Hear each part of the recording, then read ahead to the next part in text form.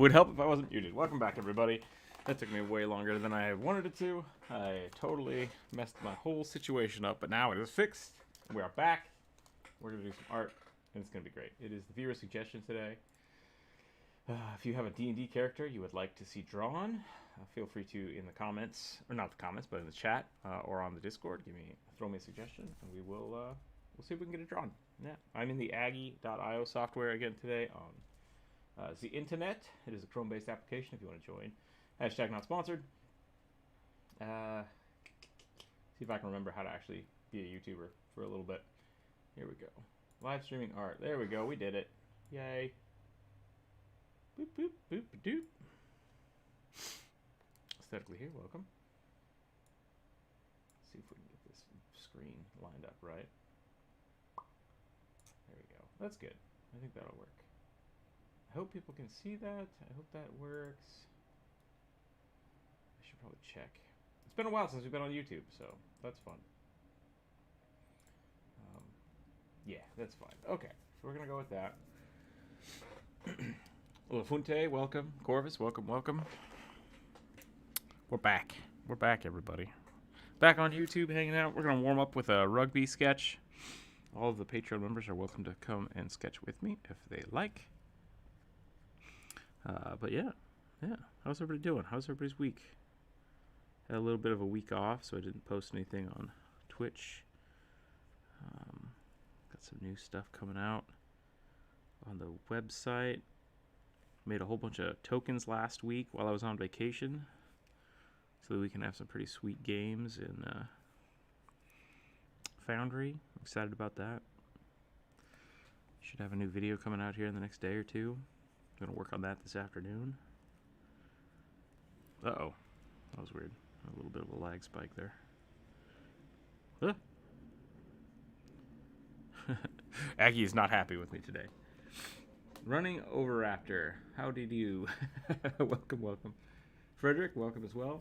I'm going to spitball a random idea. Blue goblin mage with big floppy nose. We can do that. We can go a floppy nose goblin. Blue floppy nose goblin. Wizard, right? Wizard? Mage? Mage. Floppy nose goblin. Wizard. Mage, dang it. There we go. A Santa red cap.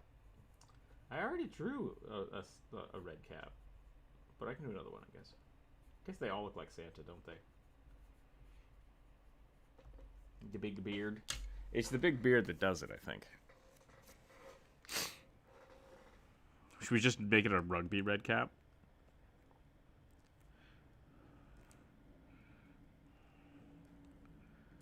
I'm pretty sure it's been a thing. I think we've done that before, to be totally honest. But I know we've done a couple different Santa versions.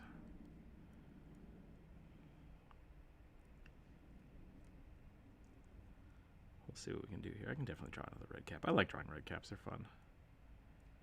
So we'll do something like this. I feel pretty warmed up, actually, already, which is weird, because I have not drawn yet today. I just have been running cables all over my freaking desk.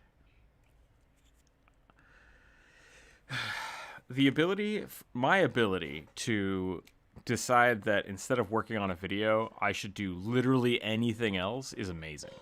Because, like, right now I'm just thinking, like, I could build my whole desk today. I should just take apart everything I own and rebuild my desk. Or I could work on one of the 3 videos I'm currently working on. And for some reason, taking apart my desk seems to be the priority in my head.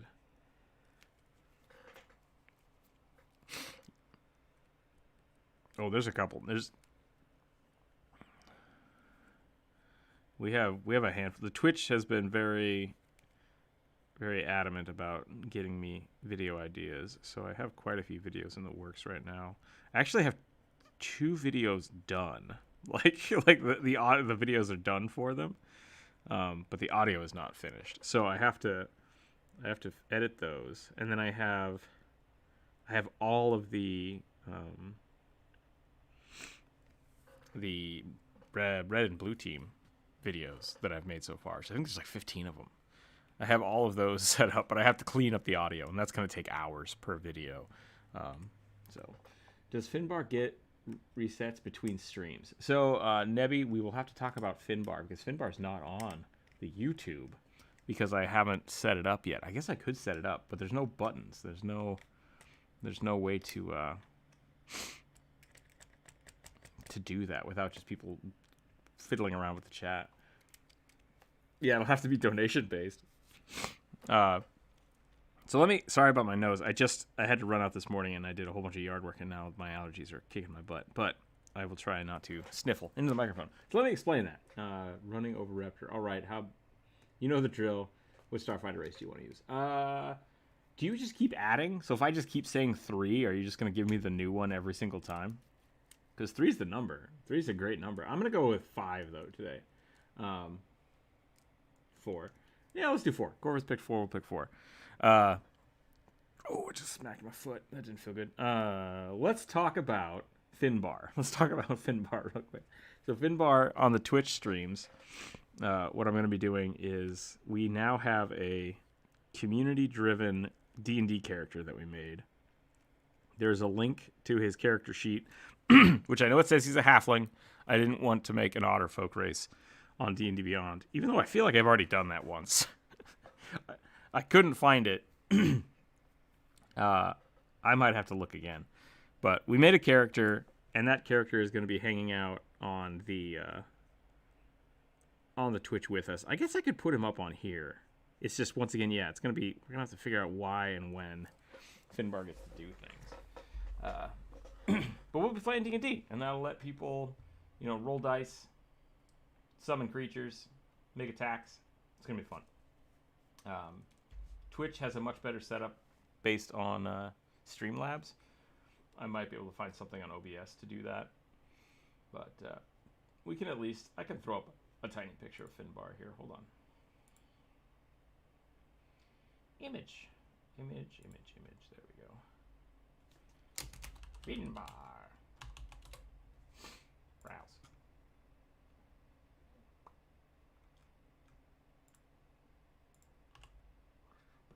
Nope, it's under D&D.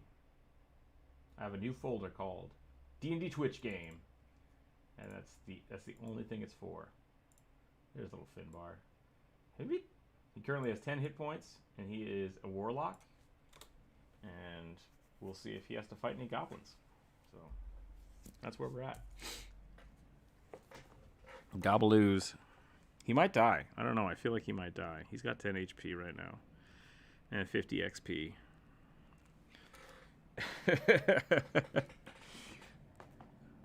Ooh, that's interesting. Now keep cutting out whatever you pick last. The week you picked last was... This week you picked the which word? Image in the voice channel chat in 2 seconds. Okay, let's see what we got here. We got 4-armed, blue. Ooh, weird. Are they squid people? What am I looking at here? It's like a weird mix between the mind flayers and the something. Yeah. Yeah, we can draw one of those. I'm down with that. Which weird?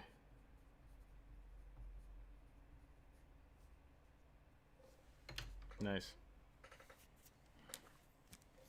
Sure it does.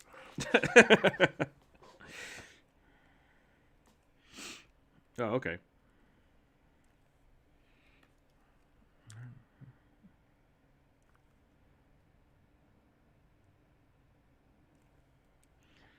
I know the weirds are like magic-based things in most. Magic the Gathering has different kinds of weirds, which are like magical constructs, I think, is how they have them placed out. So.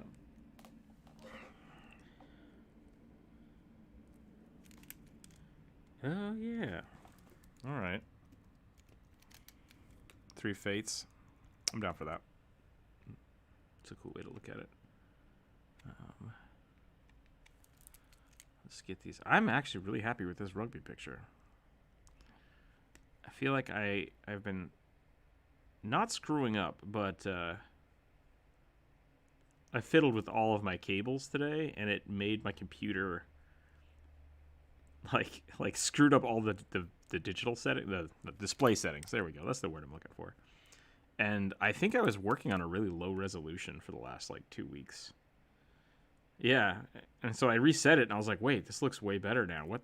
Oh, crap. So hopefully things will be better. And in the grand scheme of things, it doesn't really matter. It just means that I had to zoom in a lot more than I wanted to try to get the lines that I'm used to. So hopefully that'll be a lot cleaner. That feels a lot nicer. If anything, I just reset all of the like pen settings. So hopefully that'll be a little different. They're deceptively tall, not large size, but several feet tall and around 7 feet tall and around 300 pounds on average. Okay, so like very upper ends of the medium spectrum. Once again, I love playing large size creatures, so I'm totally fine with large size creatures, but I like it. That's a cool idea. All right, let's get this floppy goblin going per the request. Bloop, bloop, bloop. Something about drawing a good rugby every morning. It's very rewarding. Feels good. Feels good. All right. Oop, oop. Oop.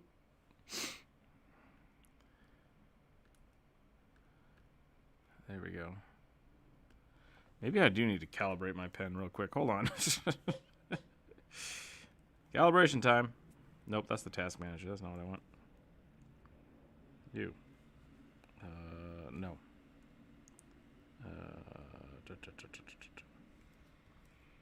Calibration.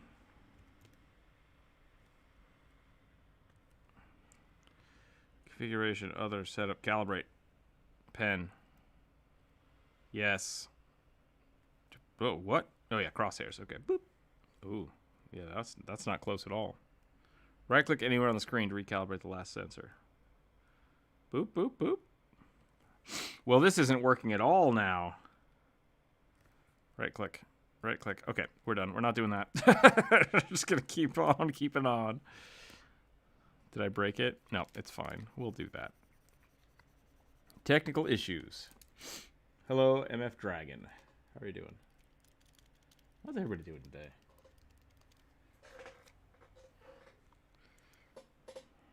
Mother Father Dragon, yes. Welcome, Mother Father Dragon. Mr. Falcon.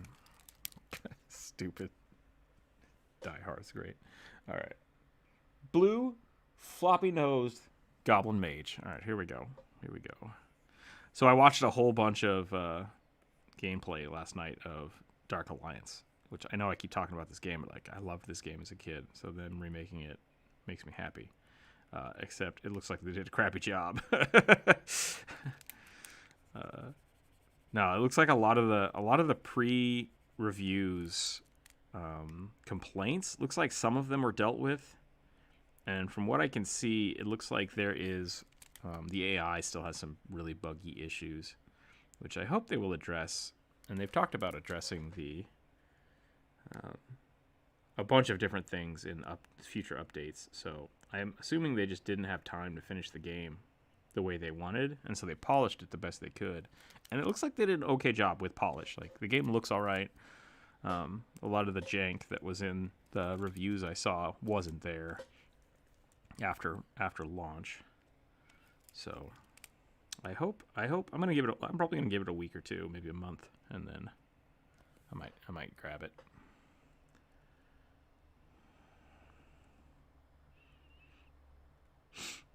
Yeah, I mean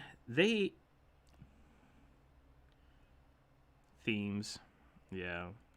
That once again, that sounds a lot like a time constraint, because it like the roadmap, the next patch they have coming out, like day one patch was new levels and stuff, and it's like, okay, that means you didn't finish.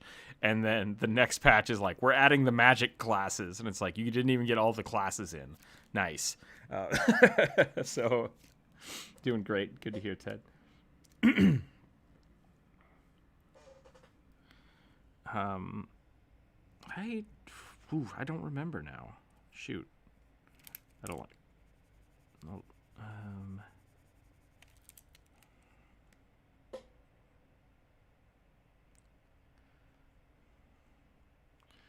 My instincts. What was the other thing? Bethesda's coming out with something that I'm excited about, which surprises me. I know it's 2K. I think 2K is the one that did it.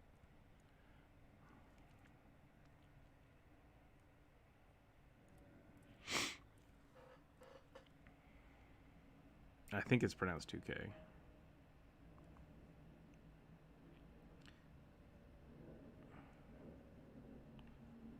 But yeah, so they have always touted having a good story for this since they started. Like, oh, the storyline is going to be amazing.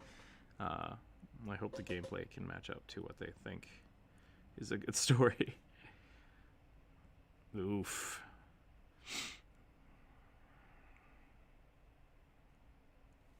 IGN is kind of hit and miss on their reviews. How much money did you pay us? All right, great.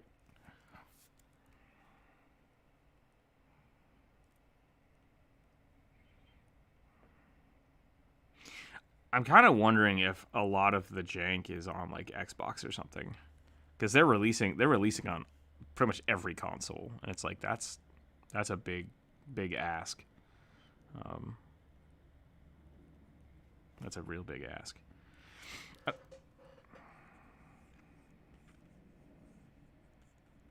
Gotcha.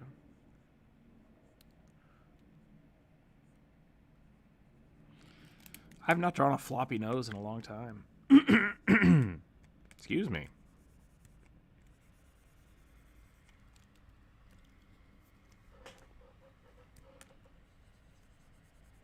Yeah, I mean, like, when I think of floppy nose, I just think of something that, like, is very animated when they move around. But I wonder if I should actually make this floppy. Like, should we... Yeah. Should we, should we do one of these? Hold on, I got this. Yeah, me.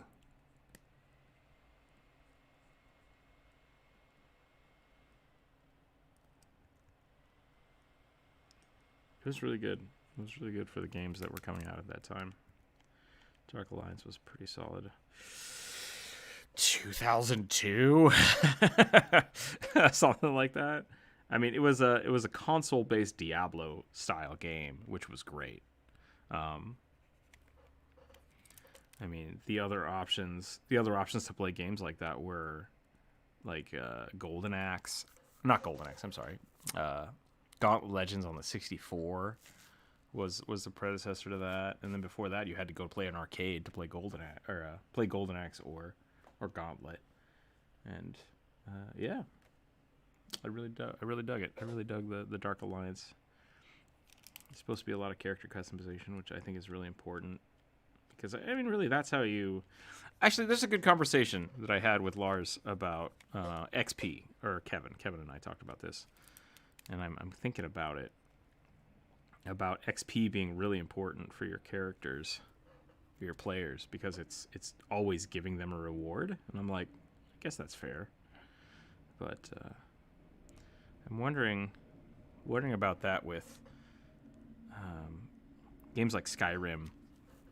Skyrim is not a huge like loot game, right? Very rarely do I feel like I found better weapons in Skyrim, and it was kind of always the level up you got was from leveling up your character. Not that there wasn't cool weapons. There was always really cool armor sets to find. But like, it wasn't constant swapping of weapons. It was a lot of, like, a spear's a spear.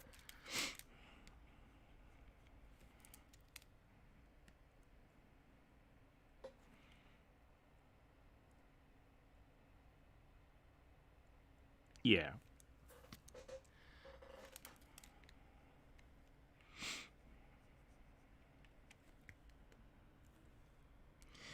Yeah, I really feel like the core level potential in that kind of game versus, like, say, Destiny.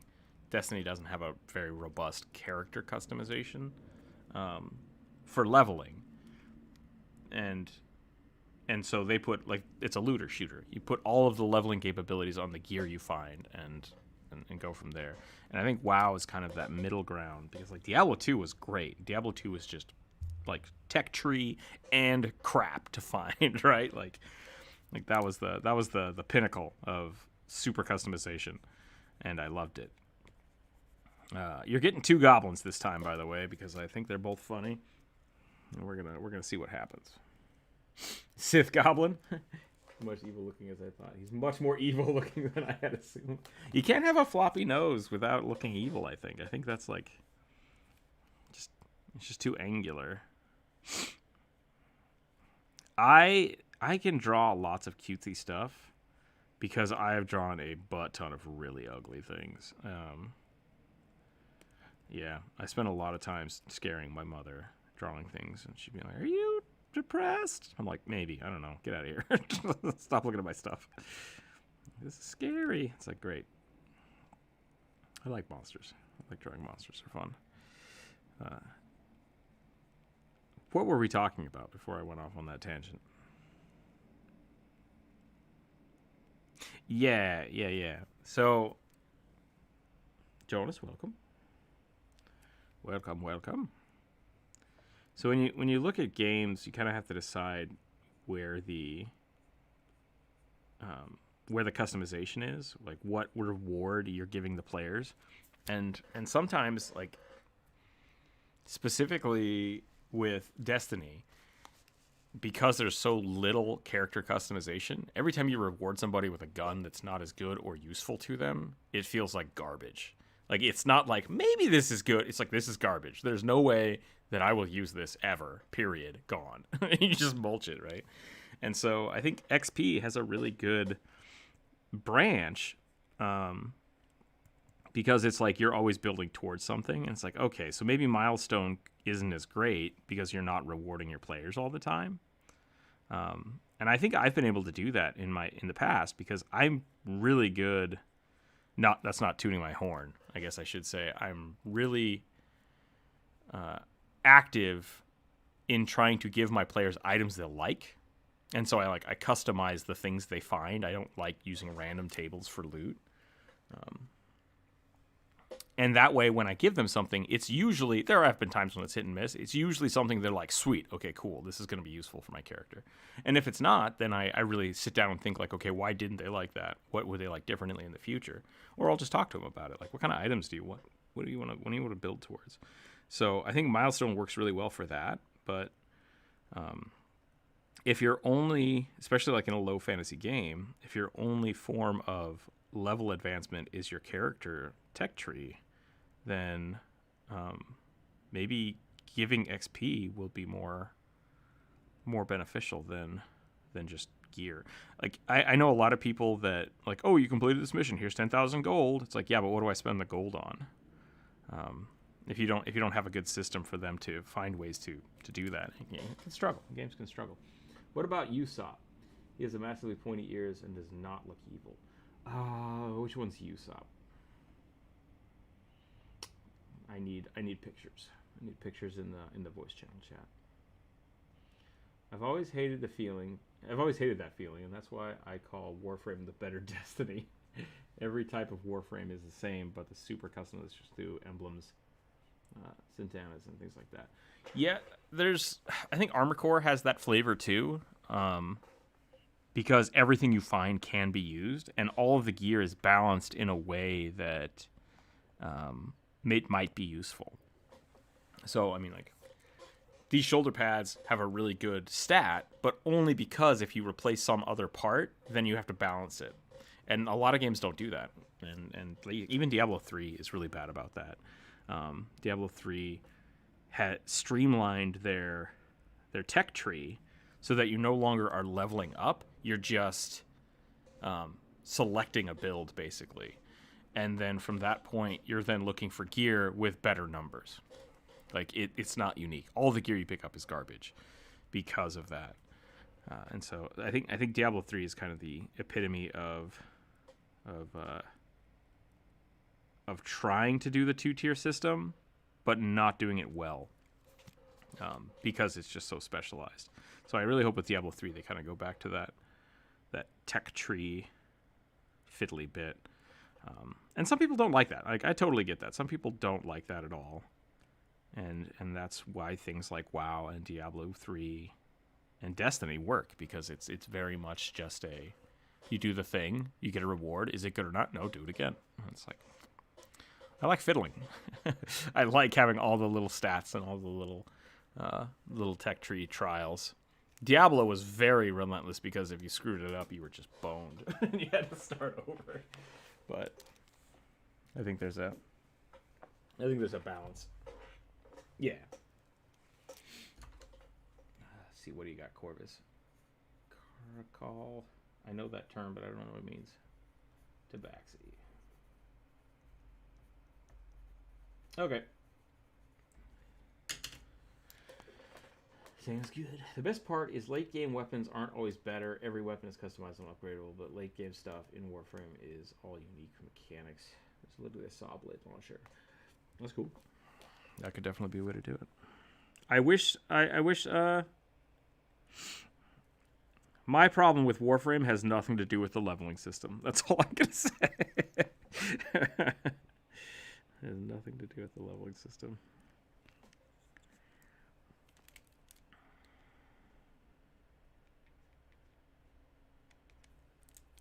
Yeah.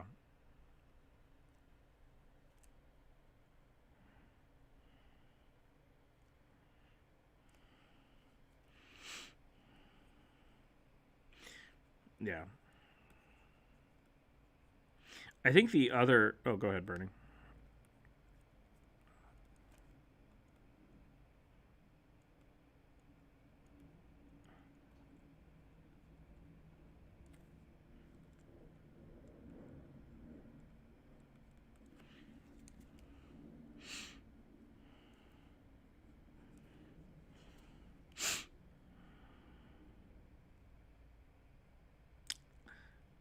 Well, I mean, the bagpipes, right? I have a different issue with yes. See, that's the thing about Monster Hunter. Monster Hunter is designed as like a team-based fighting game, but it's not. Like, we go fight the big boss by yourself if you want. It's like, wait, what? Why would I fight him? Okay, cool. Monster Hunter is just a selfish MMO. which is fine. It's a fine game, but it doesn't matter whether or not you have a team, and so it's kind of a bummer.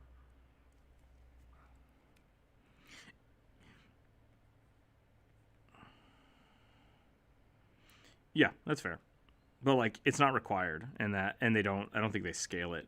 It could be a lot better if like you needed.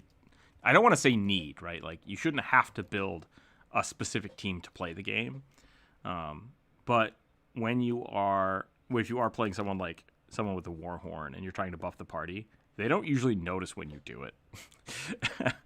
And so, like, it saddens me that there's no real good support, and that the support isn't super viable. It's really just everybody pick DPS and go. And even being a tank doesn't feel super tanky. It just feels slow DPS. Like, I'm tough and DPS. It's like, okay, that's fine.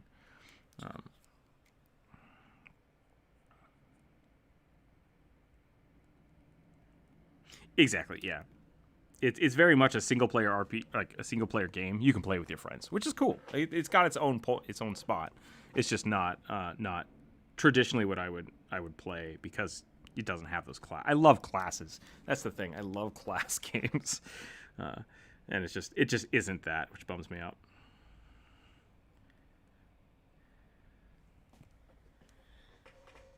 At core swashbuckler. You guys know how this works. Sure, swashbuckler, why not?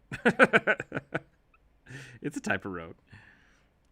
This goblin mage is probably not going to have any clothes, so we'll see. I'm going to give him some tattoos. No, I'm just saying, like, being that specific is fine. I just don't know if I'm going to be able to. We'll try. We'll try to get a swashbuckler in there. Definitely I like the addition. Yeah.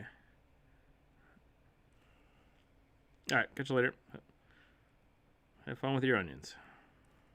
I think that's what you said you were doing. Something about onions.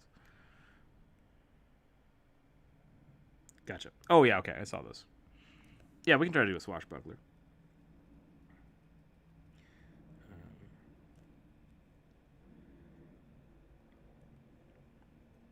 Yeah, I think I've not really seen the loot for Warframe. I don't know how the XP system. You build your own gear. Yeah.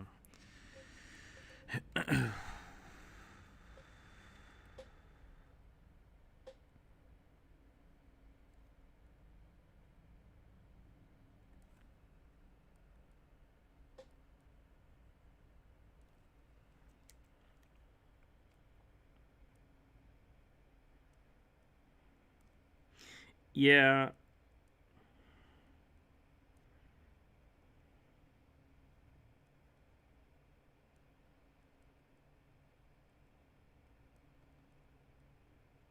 Pay money. That's the trick.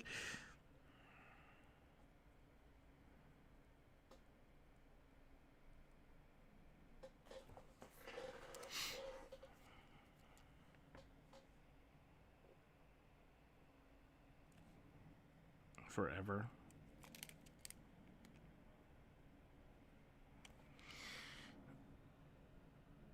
Yeah, there's definitely a like this is completely a moot point because we're now talking about the barriers to entry for players to be able to level. Like end game content is rough.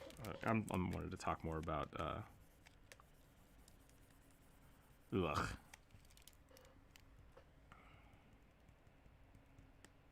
Okay.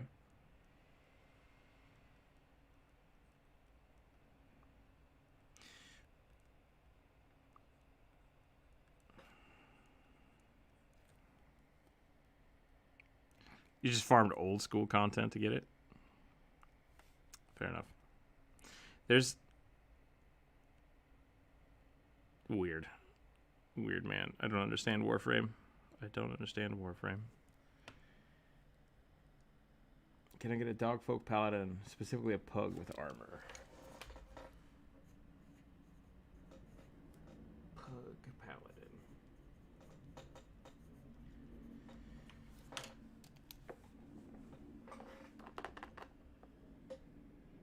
Late game, you're always better. Every weapon is because yeah, we already did. Okay.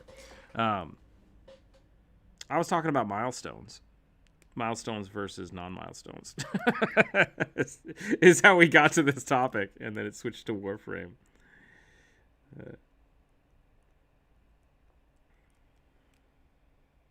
A lot of people are emotionally attached to that game. So back to what we were like. That's not uncommon. I totally get it. What we were talking about was basically whether or not you should use XP, or I specifically should use XP again, or keep doing milestone, because I like milestone leveling. It just feels better instead of like, okay, we're in the middle of this fight, the boss is coming up, it's like, oh, we just leveled, maybe we should rest here so we can level up first. And it's like, ah, crap.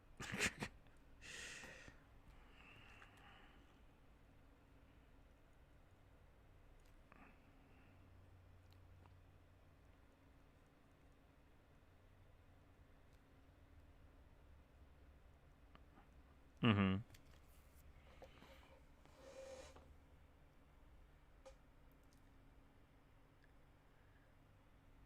Exactly, yeah.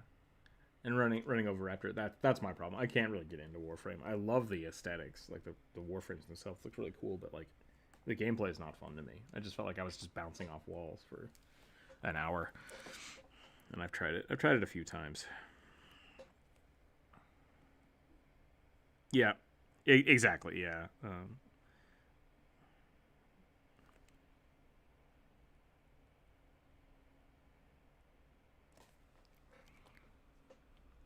Oh yeah.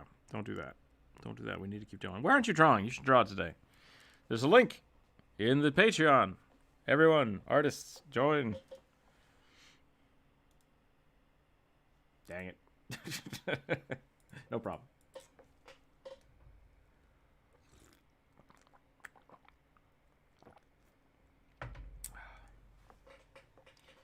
First kobolds, then gnomes. Now Rook is being bombarded with cute forest folk.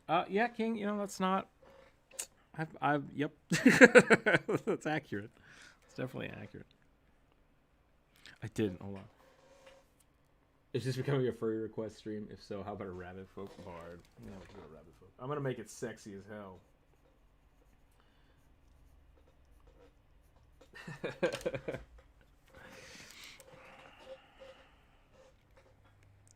Probably do it more like a Vanara, or not Vanara.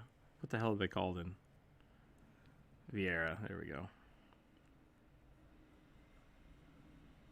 All right, there's the goblin mage.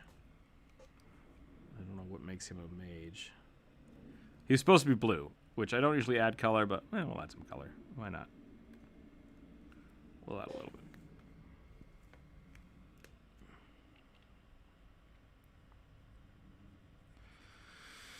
Good point. Yeah. What does make anyone a mage? Just magic. The ability to have magic. Magic in your blood.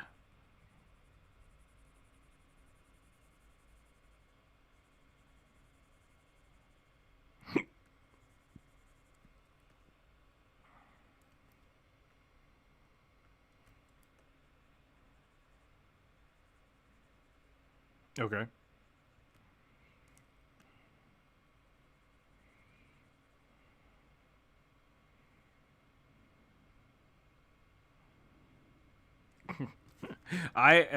The character I've always wanted to play is the Stir Wizard, which is like an old man who is like has the wizard hat, has the cane, but really just has like 1 level in wizard and like 19 levels of barbarian. Exactly. Yeah, and so whenever the fight starts, it's just like magic missile, and then like this isn't working. Just rips the robes off, just like it's time, and starts beating the shit out of people. That'd be really fun.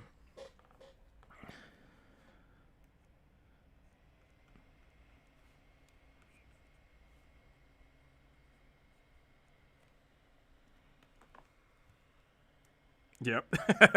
Gunslinger wizard. Dodge this, you fucking cash. What meme is that? Is that a Kermit the Frog meme?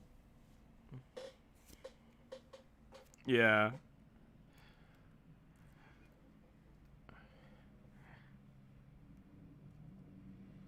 Someone find me that meme.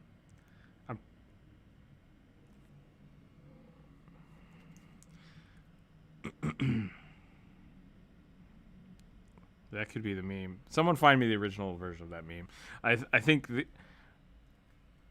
the yep, okay. I think I saw Kermit the Frog one where it said counterspell this, you fucking casual. Kermit the Frog with a gun. All right, there's the goblin.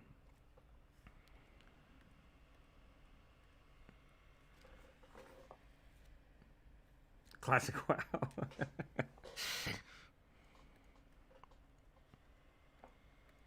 Oh my gosh, what's going on, Aggie? Why are you being like this? Uses evasion. Is that overpower? Can't be dodged. Nice. Nice. I like it. All right, Santa Redcap. Here we go. I don't know what would make a Santa Redcap versus just a regular Redcap. Does he have to be chunky?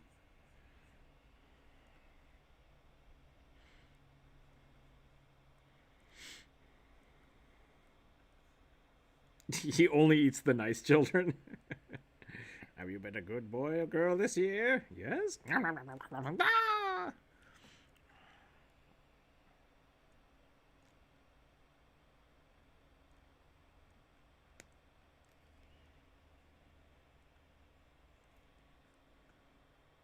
Well, no one can hear you, and I don't care about spoilers, so...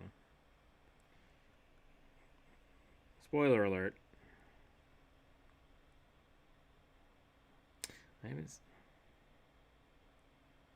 Oh, that makes sense.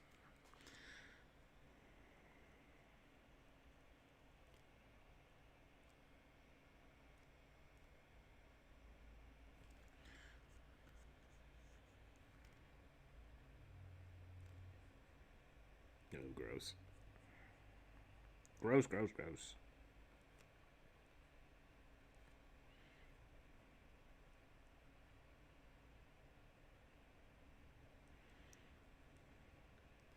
I need to watch that. I watched the first one. First Love, Sex. Is it Love, Sex, and Robots? Is that what it's called? Death and Robots. It sounds like it should have been the first one. There's a lot of weird nudity in that. There was also a lot of death, though, so that's fair.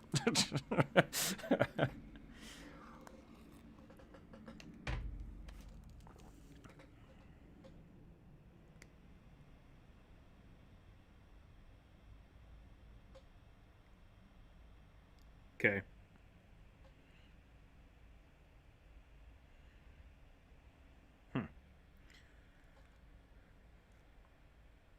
I feel like there was definitely a push for. I don't know. I have an issue with anthologies like that. I think they're really cool.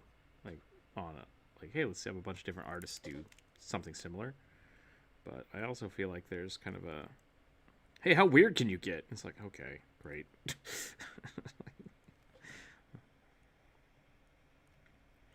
Yeah, I mean that's my I think my issue with anthologies is that it almost pushes people to try to outdo one another, especially when they start doing like multiples. Yeah, and it kind of starts going downhill because people just try to outdo each other with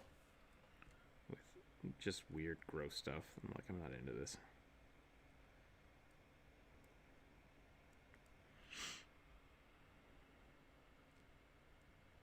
I don't remember.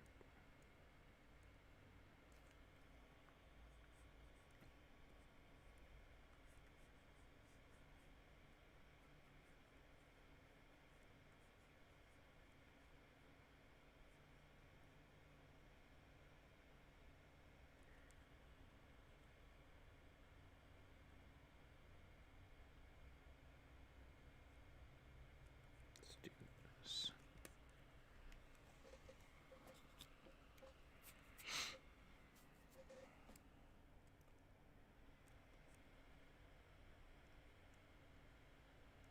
Mm-hmm.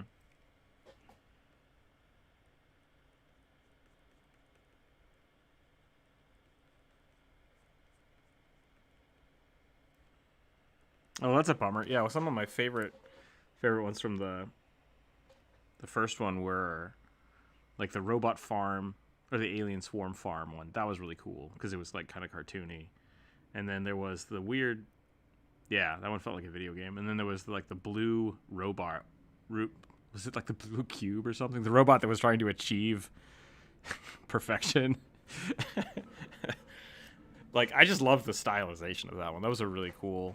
It was just like way too ethereal. Like the whole conceptual thought of it was like, oh my god, this is bananas. Did they? That's cool. I might watch that one then.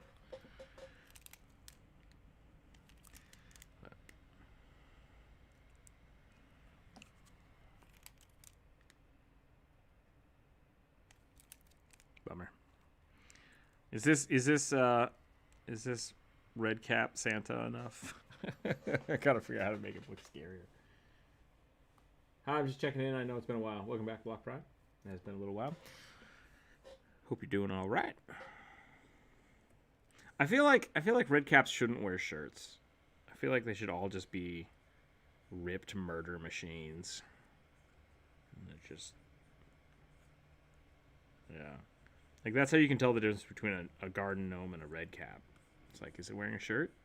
If not, you should run. You should be running. You gotta watch for the jumps. You gotta watch for their I was gonna say their hitbox. That's not right. You gotta wait for the telegraph and then dodge the jump. I was talking to my friend about Final Fantasy 14, and I'm like, what makes us so special? Because like everyone can teleport. Why don't we just teleport everywhere? And he was like, well, everybody gets really sick except for you. And I'm like, oh, okay, that's pretty special. And then I was like, why can't we fight everybody? And they're like, you're the only one that can see the telegraphs. And I was like, that is an interesting way to think about video games. Like, if you're the only person that can see the AoE death circles, that is pretty powerful. Right? He's going to cast a fireball right here on the ground. It's like, oh, crap. Yeah. Like that's a huge buff that I never really thought about before. Yeah. All right, enjoy your work. Have fun. We'll catch you later.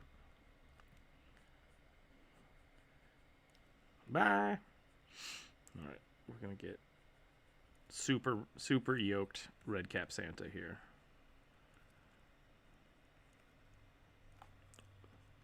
Yeah. Yes. Why have people not heard this term? Maybe you have to be a bodybuilder to know what yoked means.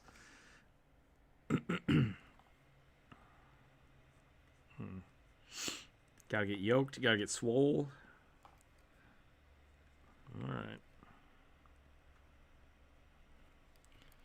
I cannot be the only person that has used that term before. Every red cap wears a tank top. Those are the rules. Reminds me of Rob Layfield 90s comic, Santa the Barbarian. Santa the Barbarian sounds pretty awesome.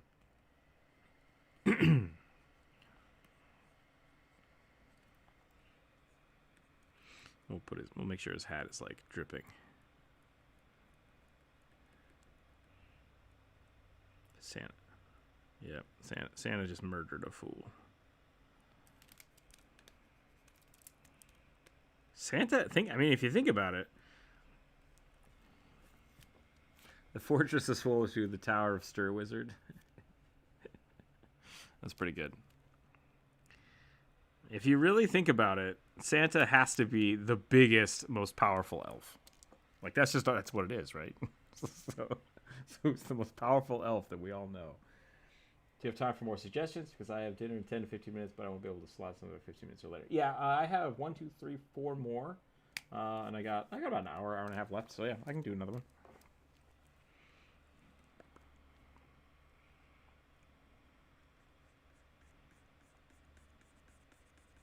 Yeah. Oh, yeah, he's a jolly old elf. He's a jolly old elf.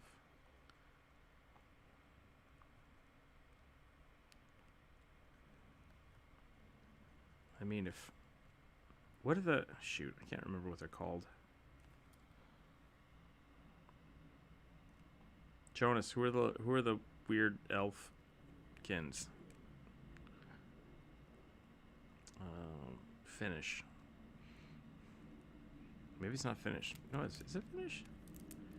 The Yule lads, yeah. Icelandic? Okay.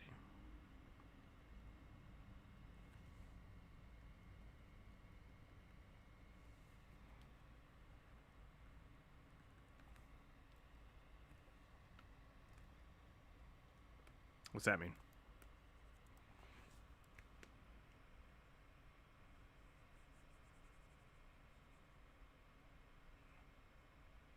The one who watches.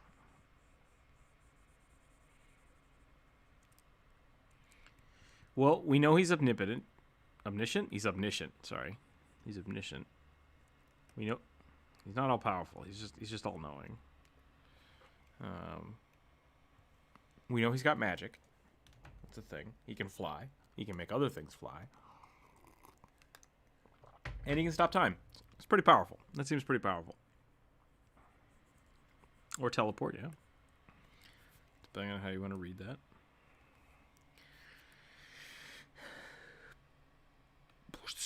So he's at least a level 5 fairy wizard of some kind.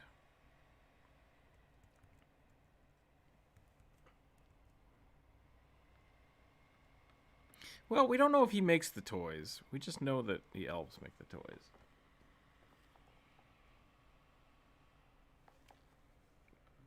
He makes the toys out of the bad children.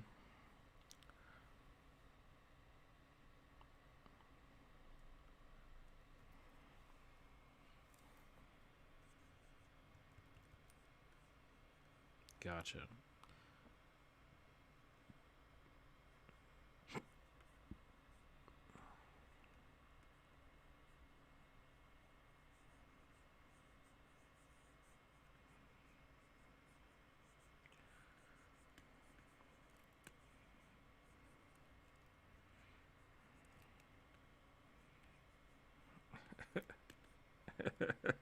That sounds like pretty much every no, I'm not gonna say that. I was gonna say that sounds like every nun I've ever met, but it's not true. I've met a lot of very wonderful nuns. I have met some nuns that would beat the sin out of you though. So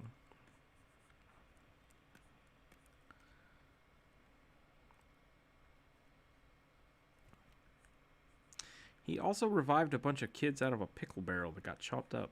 So at least level 5. That's all I'm gonna say. At least level 5.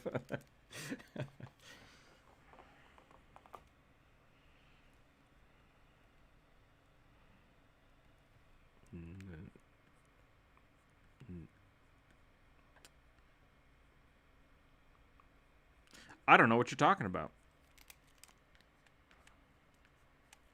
Yes, I've seen many pawn shops. I've never seen 3 coins on a pawn shop. Is that like a...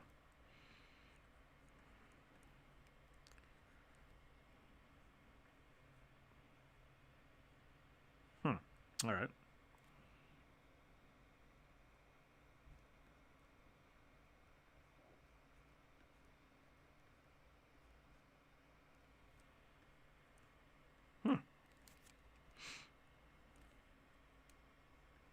Gotcha. Good old Saint Nick. Turn them into pickles.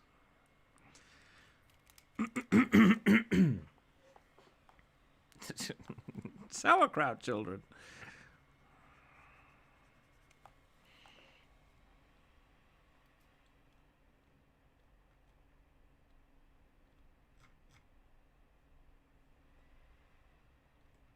That's weird. It is at least a little cooler today. That's good. It is much cooler here as well. I'm excited.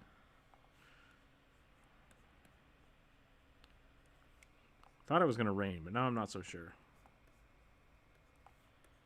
I like rain. If I didn't like rain, I wouldn't have moved to Seattle.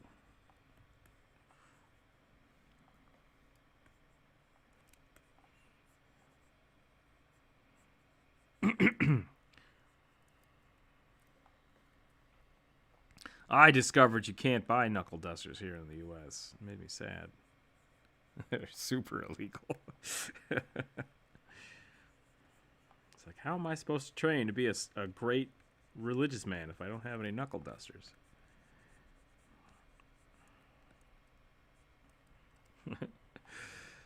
It's for religious purposes.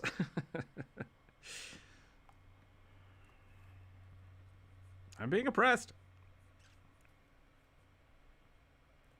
Sarah and Ray Guide. Yeah. It's...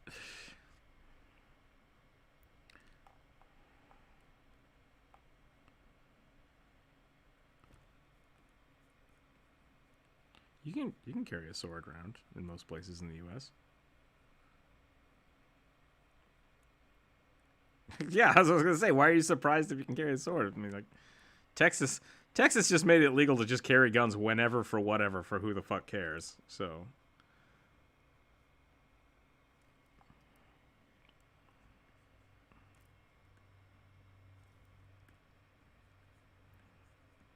There's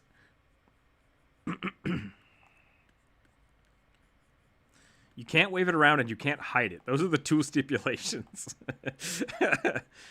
A 4-inch knife, not illegal. A 4.5-inch knife, illegal. Put it in your pocket, or put it in your pocket and it's illegal. But if you just have it, you're just holding it, totally legal, totally fine. Like,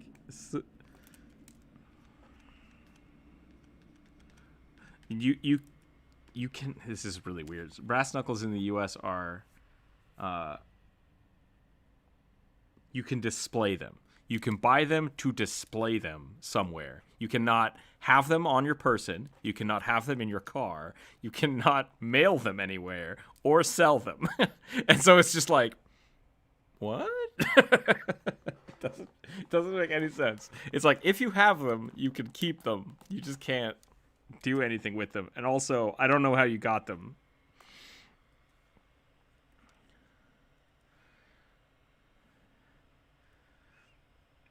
Yeah, apparently, I think it had something to do with a bunch of the mob stuff.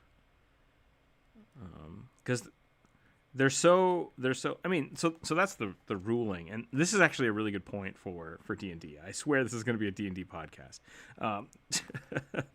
Concealed weapons, right?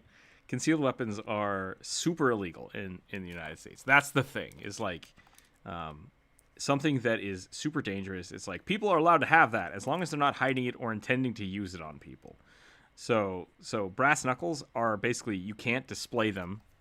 You could, but like, you wouldn't. And they're meant to be a concealed weapon, and they do massive damage for being how concealed they are. Evil guy vibes. Not truly entirely Texas is my home state. You also can't bring a gun into a bar. They don't want deadly drunk fights. So you bring a gun to a bar, fines, prison. But you can't bring guns ever again. Okay, yeah. So that's fair. That's fair. Do you want to give them the benefit of doubt? I think Idaho is the same way. Like, as long as you're not concealing the weapon, which is weird. And then there are stipulations like that, like you can't bring them into bars, political buildings, schools. I think they might have changed that recently. It doesn't matter. The point being, Fort Claire Tortle with an armored plate shell also has a Lord of Blacksmith equipped with a shield pull. I'm not drawing all those weapons. I will draw a Tortle though. I will definitely draw a Tortle. Tortle Paladin or cleric. What was I talking about? Concealed weapons. I think it's funny, especially when you have a character that's got like a billion different weapons, and you walk into a town and it's like, oh, it's totally fine. No one's gonna pay attention to the Goliath carrying like the giant cursed bloodied axe, and everyone's like, that guy's totally fine. I'm gonna deal with him, just no problem. Like, it makes sense that there's a world where adventurers exist, and people would be a little less worried about that. But at the same time, like, I feel like your outward appearance, like how your character's actually presenting themselves, whether they're in like full plate or they're covered in gore or they're just like buck ass naked all the time. Druid, yeah.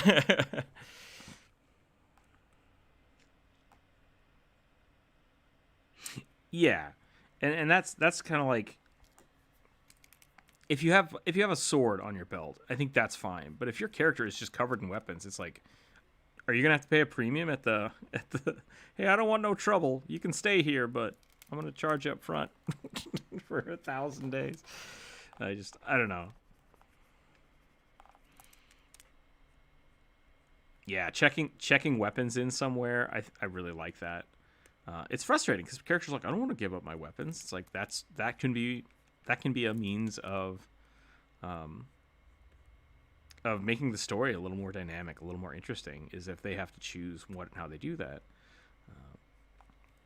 And Pathfinder has a lot of stuff for not just initiative, but like basically the first round of combat.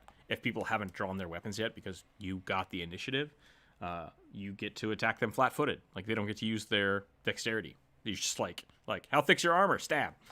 I like that kind of stuff, and I think it's not really dealt with. And there's a couple things you can do with sleight of hand, like if you attack somebody with a weapon that they didn't know you had. That's really cool.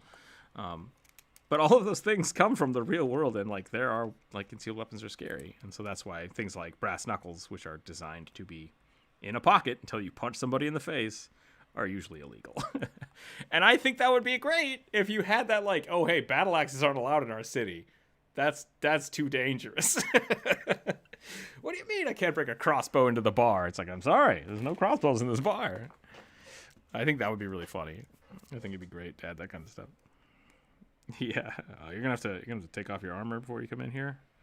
What? Well, our guards only have pitchforks, so I'm gonna need you to leave that at the stable. But yeah.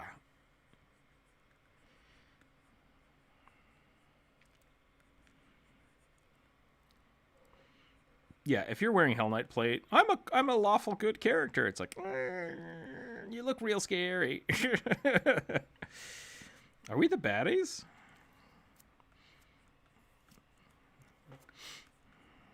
Yeah. You look like a necromancer. Oh, I'm definitely not a necromancer. You sure? Yeah. What about him? He's fine. Ignore him. He's just really sick. All right, there's the Witcher. What are we drawing today? Hawkeye, we're doing the character suggestion. This is a witch word, which is a Starfinder race, I think. I'm not really sure what they're supposed to be. I think they're supposed to be, I'm guessing. Great.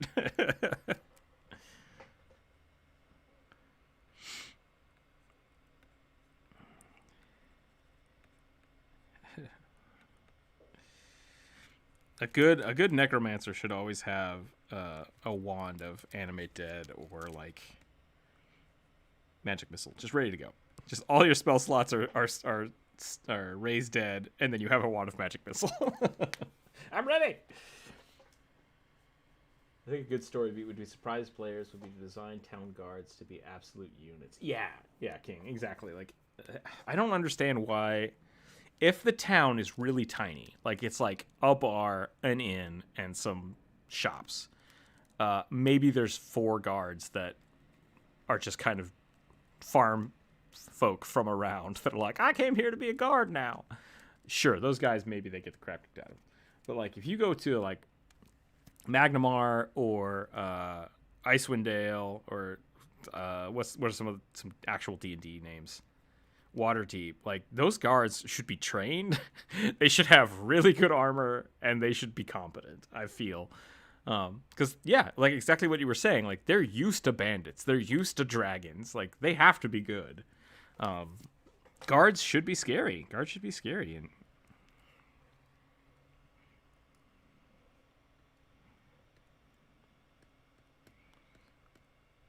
yeah.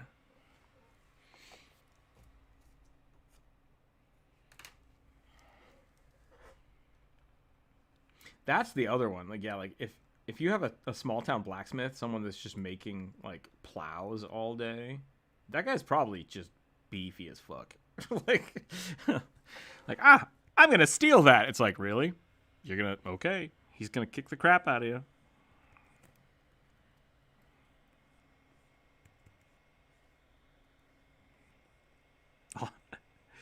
All the little kids have to know how to use a sword by the age of 10. It's like, listen, if you don't learn how to use this, you're going to get eaten by a ghoul. That's not a threat. It's just going to happen. You can see the ghoul. He's over there. He's just like, look, it's hiding behind a tree. He's just waiting. Learn how to use the sword.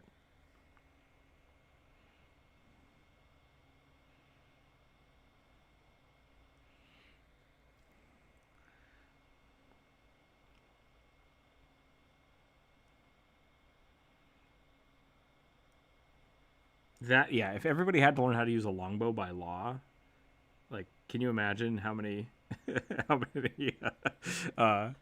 PCs would start like, I'm gonna steal this, and like 5 guys just draw bows on them. It's like, oh no. Oh really?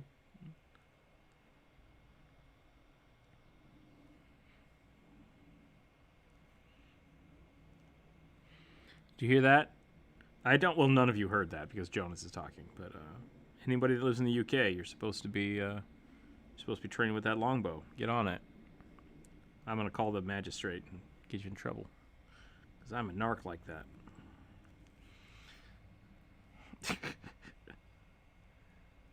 Drums?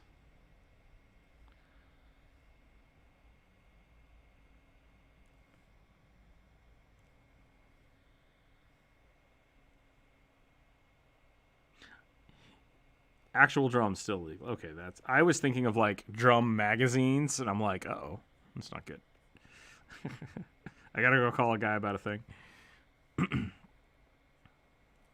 I'm surprised that those kind of laws are still in effect, but I guess it takes time to unlawify them. Yeah.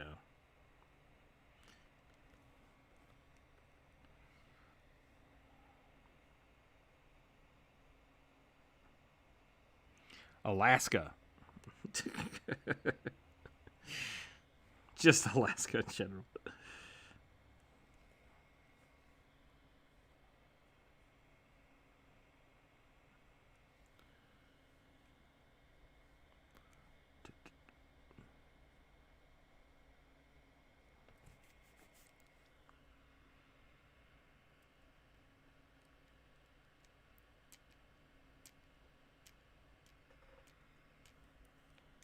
Yeah. I do like the new recruit, right? Like if a party, an adventuring party, walks into a town and comes up on a guard who's just standing around, that guy probably is forced to stand around because he's either A, new, or B, incompetent. They'll just like, you go watch that. Just stay over there. So as soon as they introduce the first guard should always be kind of like, oh, adventurers, I don't know what's going on.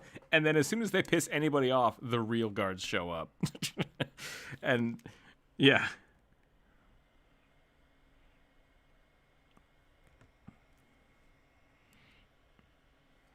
Yeah.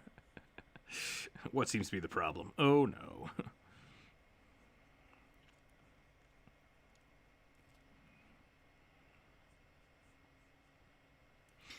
Right. Yeah, I mean, if it's a big enough town, the guards should be being paid pretty well. If it's a shitty town, maybe not. And if it's like a corrupt town, that's totally different. Like, all of those things you need to think about before just being like, guards are stupid. Because I feel like a lot of people just have low-level guards in all the towns. It's like, they should be different. They should be different everywhere you go.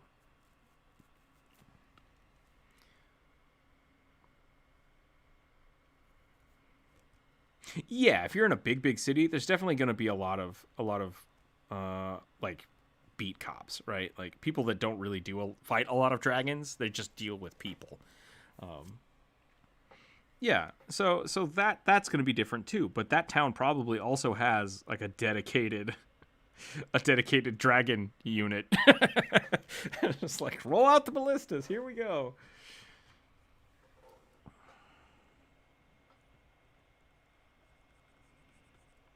Yeah. Something I like to do, I just did this in the last campaign we were running for the Pathfinder campaign, is my players are no longer level 1. Like, they're level 10. So it's like, you guys can just handle anything, but to be fair, the town can probably handle anything by itself too. So like, all these things start attacking, and then you can start doing things like the guards saying, like, okay, we're going to lock down this part of town, but there's something going on over there. While we do that, will you go do that for us? And that way you're not having to deal with like the entire assault. The town is capable of defending itself, but you have to take care of like the points of interest that drive the story. And so then all of a sudden the guards go from being, you know, a hindrance to the people stealing stuff from every shop to now they're helping you run through a campaign. I really like that. I especially like giving, and this is not new, this is not something I do only, but like the town guards, if your adventurers are good aligned and they're actually out to help people, they're probably going to be friends with the like the head, whoever's in charge of the defense force of the town, because it's like, oh, you're highly capable, maybe we'll hire you. That's the person they're going to start talking to. And if the town's guard are totally incompetent, like, then that doesn't make any sense. It's like, I'm the best cop that exists, but all my men really dumb. It's like, why is this happening?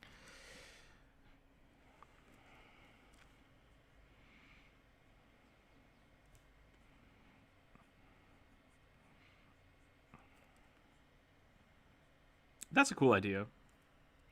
Yeah, pack tactics as like trained units working together. I kind of like that idea.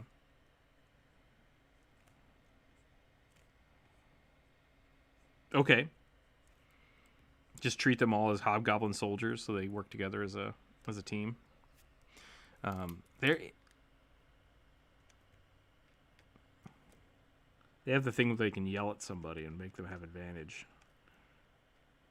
Yeah. Martial advantage is pretty good too.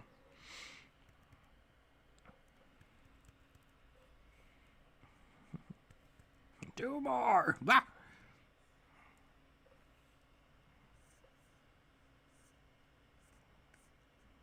Yep.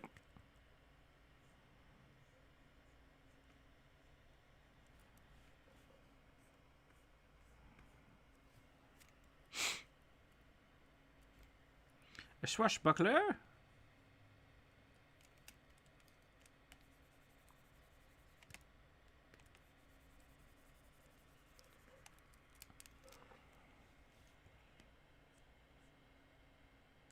Maybe for the D&D thing, I was just going to make a new character whenever the character died.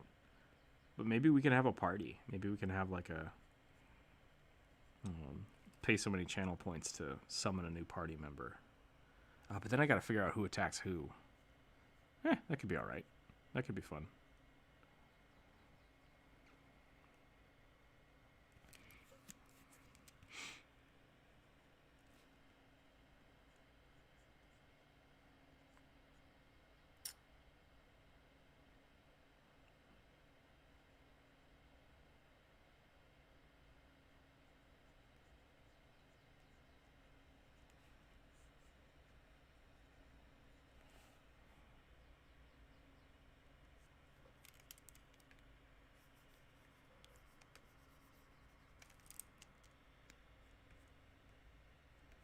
The Moose Guard.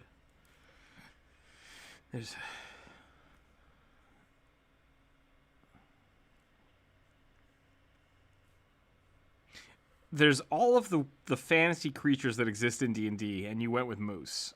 Like, yeah, but so are freaking like dire rhinos. I don't know.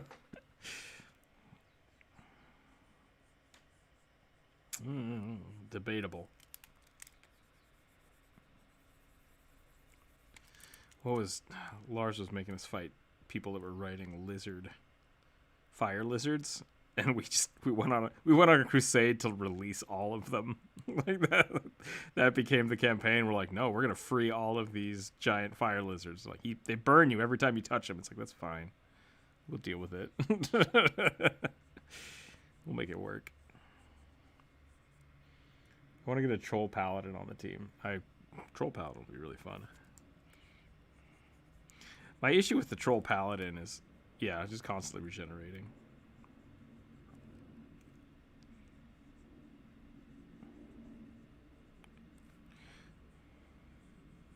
It'd probably work pretty well.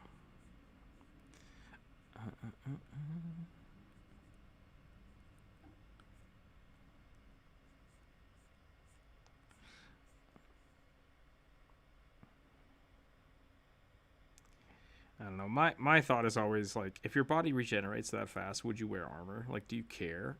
It's like, why would I wear this to slow me down? I'm just gonna go out there.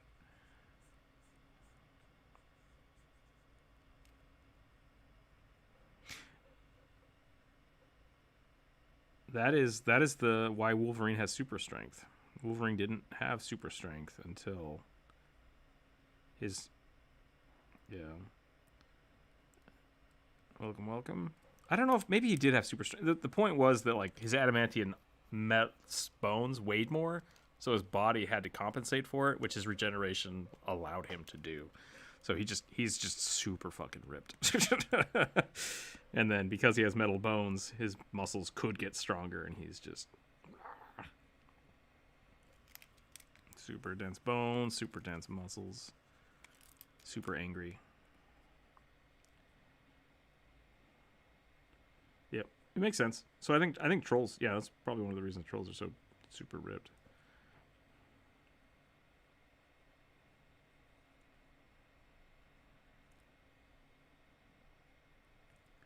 I mean, most of them do have a 24 strength bonus. I mean, like Two things trolls should have: super strength, regeneration. That's it. Everything else is.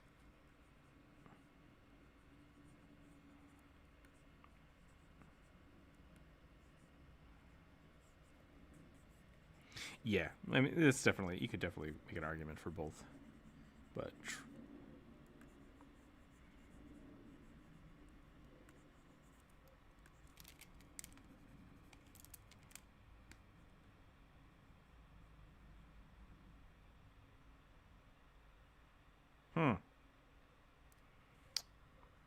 That's weird.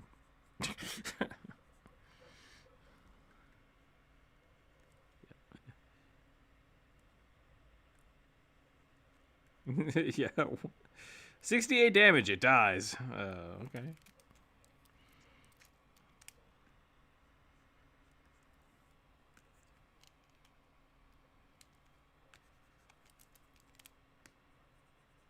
Oof. That's rough.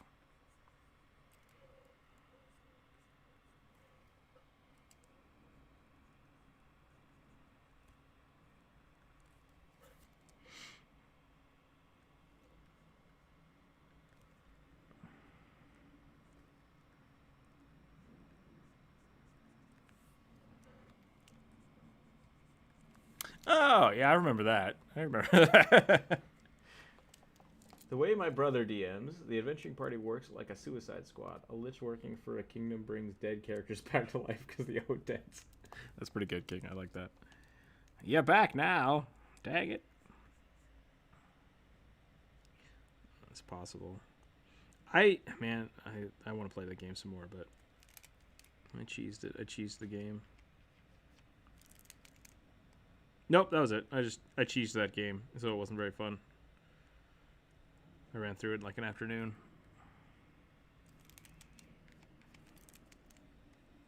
That's it. I'm done. Sorry, go ahead. Yeah.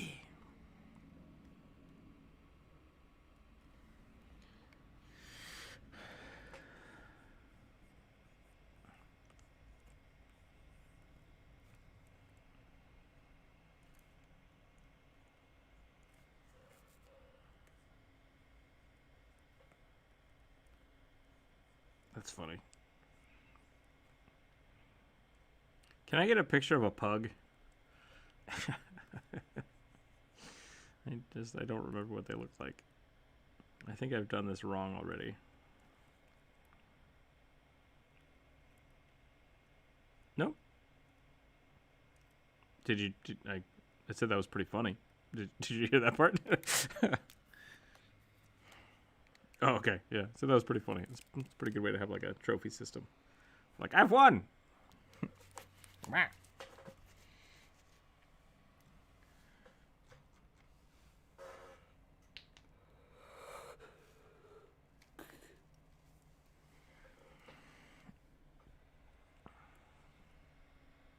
Oh, that's a competent pug. It's not. All right. Yeah, sad pathetic pugs are best pugs. No, that's fine. That's fine. I can use this.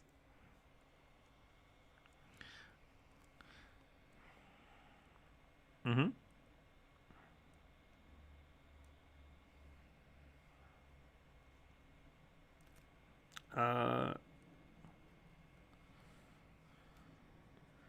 Yeah. No, that's legit.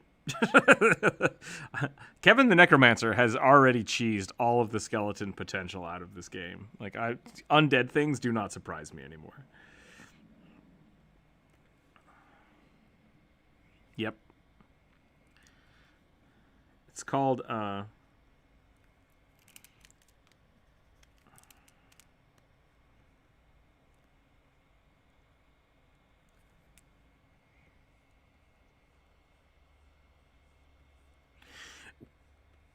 we actually ran into what were we dealing with? We made Kevin the Necromancer designed a bag of holding specifically for holding undead things. I can't remember what he called it though. No, like just he didn't care if it rotted or not. He just wanted dead body bag. We had an argument about what it looked like because he wanted like an urn, and Jump Rope went to make it and made it look like a palanquin. So he had to carry it around on his back and just pull skeletons out of it, which is really funny. I think it was really funny. But no, yeah, he basically we don't look at bodies anymore for Kevin the Necromancer. We just solely look at hit dice. So he has a stored amount of hit dice worth of undead that he can use to summon things, because it's just that's the level we're at. Pathfinder and D&D both work. He also created a skeleportation circle, which I think is really funny. And if you put a skeleton in the skeleportation circle, it will teleport it somewhere for safekeeping until you need them. And I'm like, that's fair. If you can cast teleport and you only want to do one kind of thing, I'm fine with you making that a spell. So yeah, there's just a room of skeletons somewhere that his character has. But yeah, you said you got 50 skeletons is your 50 kobold skeletons is your new limit. I honestly don't know how many.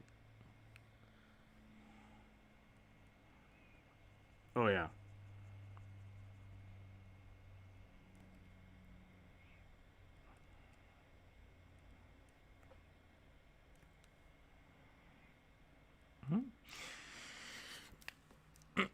You can there are spells and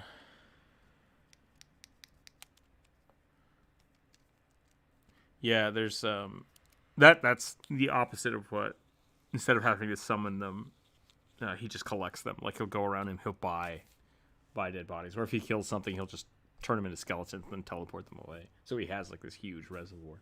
But there's also, yep, every back market. I can't talk right now. Back market. Is it? No. Say it again. That was a funny joke. Black market, back alley. There we go. Corpse dealer knows Kevin the Necromancer.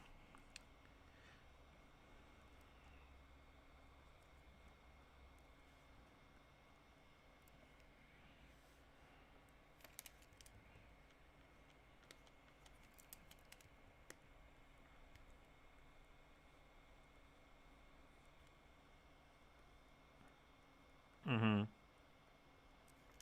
Wait, why doesn't it exist anymore?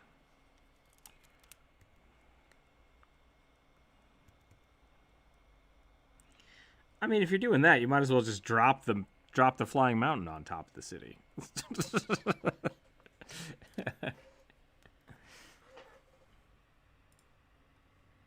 I suppose that's true. I suppose that's new. What else has Kevin done?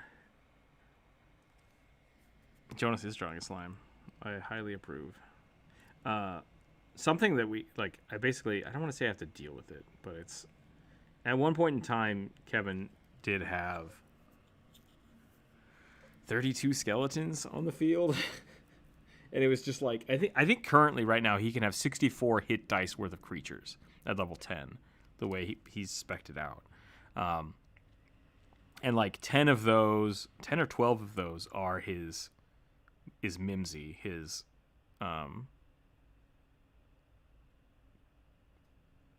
flesh golem. Is that what it is?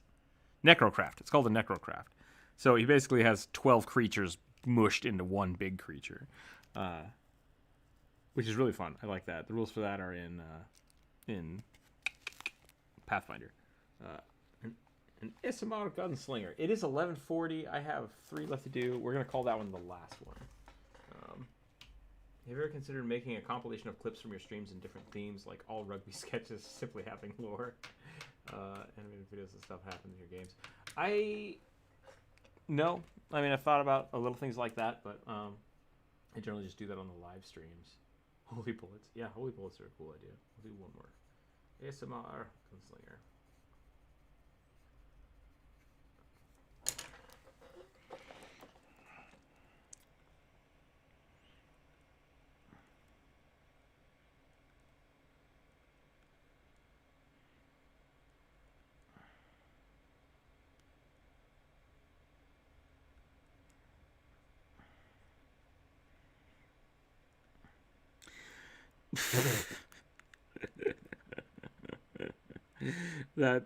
That's some next level like game breaking shit right there.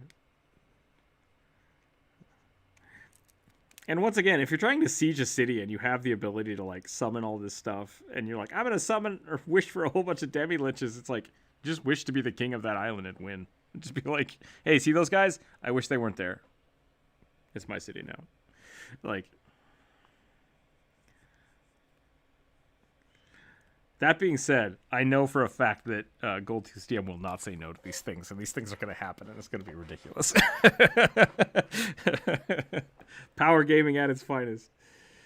Power gaming at its finest. Yeah. I could definitely think of some really fun ways to have that wish backfire, but I also, like, I don't know. I think, like I said, Kevin the Necromancer has had a shit ton of skeletons, and one of the reason that he does have the flesh, the Necrocraft. He had a flesh golem at one point in time, but it's the Necrocraft now. Is because having that many skeletons is not fun. It's hard to keep track of. It's really annoying. It makes the turns last forever. So we keep finding ways to consolidate down the amount of things he has, because it's just more fun. And at one point he had the Necrocraft, his skeletal companion, because he's an undead pallet or cleric, an unholy cleric, undead cleric. I think it's an undead cleric. Doesn't matter. He's got a corpse companion which he can summon regardless of how many skeletons he can summon. He has the Necrocraft, and then what he would do is he would summon 2 or 3 skeletons per person in the party, and then be like, listen to whatever they tell you to do. And then the skeletons would just like shamble around with those people, so everybody had like 2 minions to play with, and that was really fun.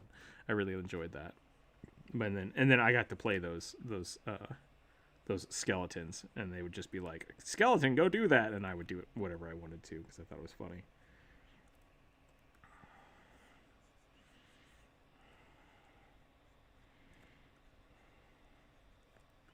Yep.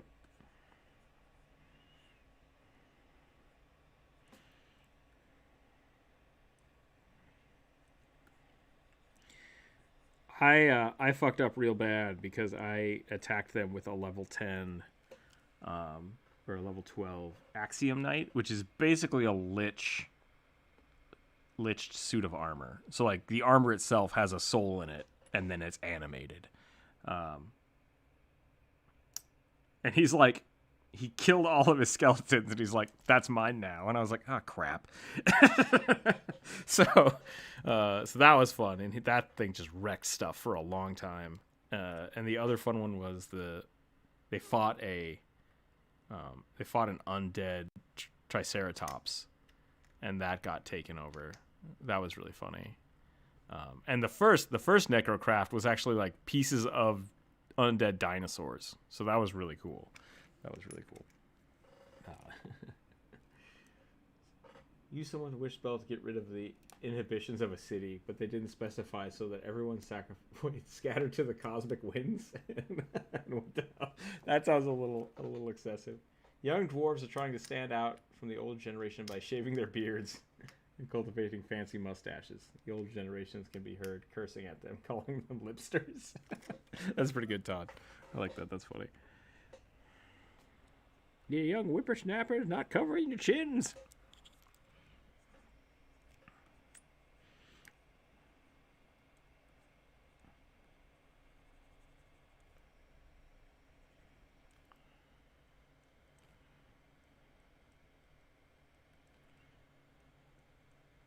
Why would you do that, though? I don't understand. Just because you can doesn't mean you should. That's all I gotta say. I'm so confused. Yeah. Where are your ethics? Hey, guys. I don't.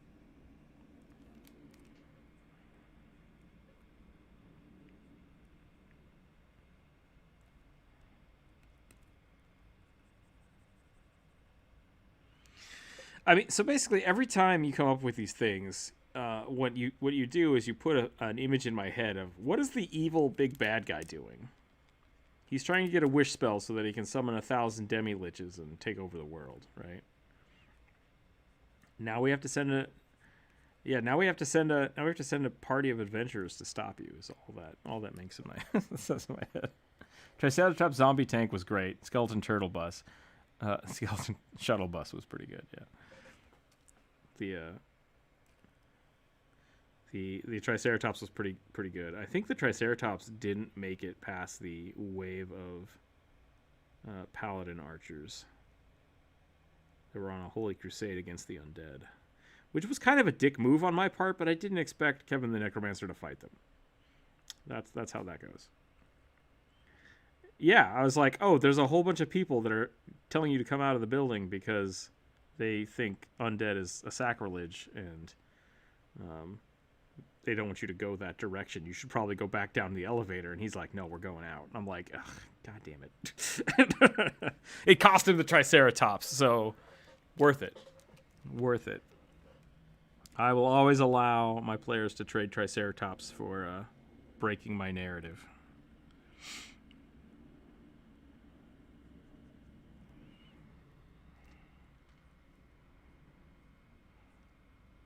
Why?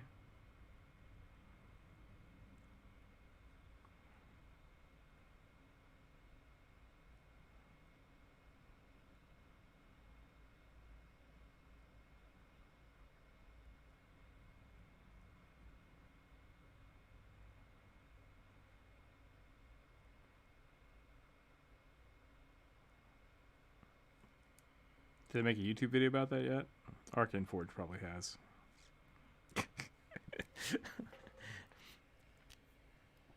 Oof.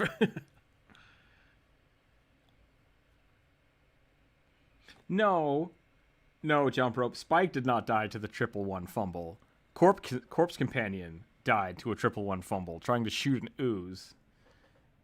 And because he rolled 111s, his head fell off and the ooze ate it. I'm pretty sure it was Corpse Companion. Maybe Spike died to the 111s too. I know it happened twice, so maybe it did happen that time. If you guys aren't playing with 111's instant death, you're not playing D&D. That's all I'm saying. Like,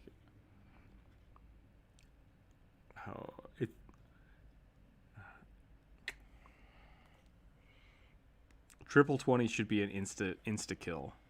Like, I don't care if you're fighting Cthulhu, you roll triple 20s, something awesome just happened. Like, you have to accept that. See, that's good. So here's how it's gonna be for the rest of forever. If I'm playing D&D with you and you roll, for any reason, roll 2 20s in a row, it has to be the same thing, which is weird because Pathfinder has the confirmation, so you roll a 20 and then you roll again. Without D&D having that, you'd have to roll with advantage and roll 2 20s. I'm gonna make you roll another D20, and if it's a 20 or a 1, like, you know, it's vice versa, something weird is gonna happen, and it's gonna be awesome.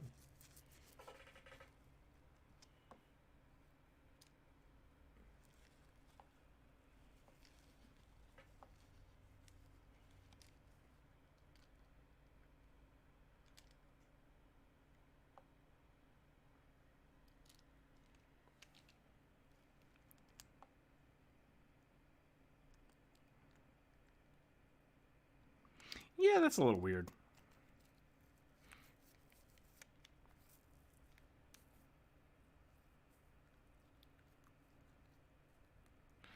Snicker snack. I mean, it's just... That's how boss fights work in video games, right? It's just like, hey, guess what? This doesn't work on the boss fight because that would be dumb. like instant death. And that's fine. I'm okay with that. Yep, immune to death effects.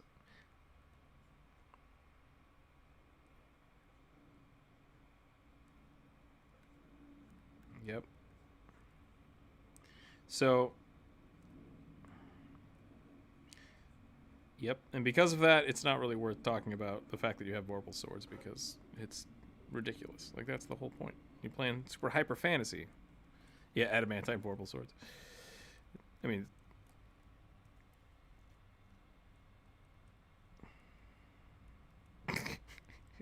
You hit the end boss so hard that it kills the cameraman and nobody sees what happens. That's pretty good. I like Vorpal swords. I think they're funny. But man, that's some next level shit, right? Like it's supposed to be. It's supposed to be just bananas broken.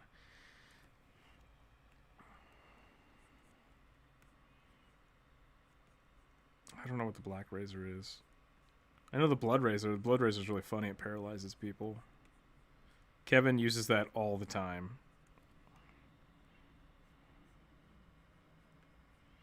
Okay, well, that's bullshit. Go ahead.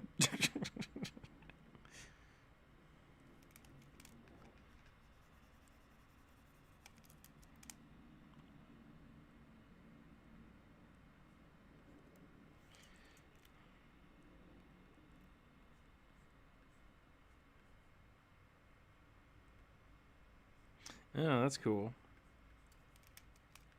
You get temporary HP equal to their maximum health? That's cool.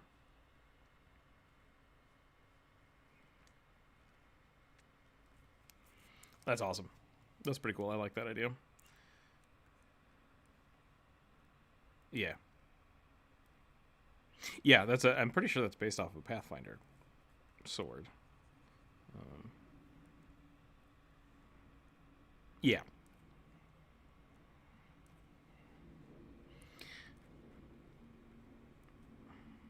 That's funny.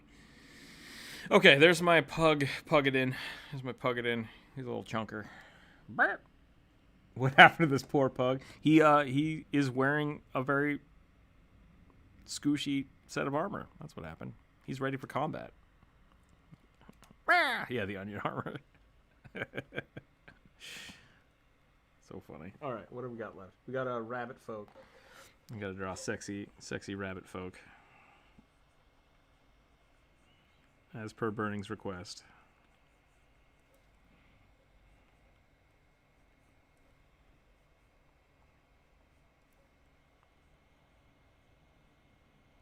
Yeah.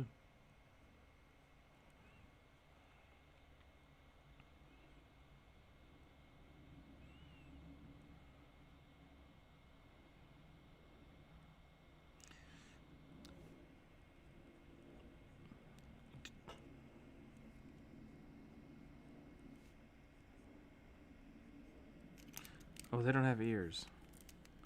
Just wish you or attack you with Vorpal swords.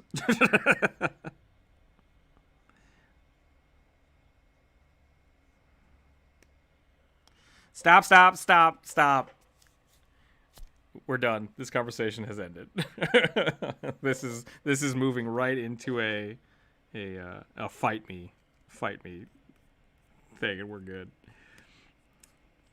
No more theory craft about how powerful your characters are. It's all made up. It's not real. His owners don't cover. What are we looking at? I don't think they stuffed the poor pug. I think the pug is still very active. Sir Chunkers the Valiant. That's a pretty good name. That is a pretty good name. Yeah. Okay, let's do that. Sorry, I killed the chat, but we were devolving very quickly. So from there.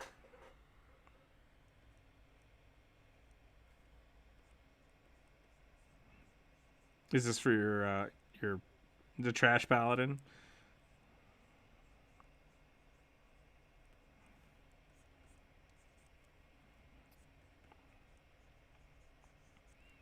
Not resistance to like poison and disease?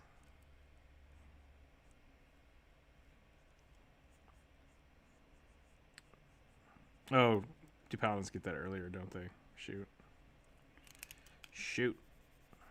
Yeah. They're not immune to poison. What? Disease, yeah. I would give them immunity to poison. If they're so what? Immunity to poison as well as That'd be pretty good. I like that.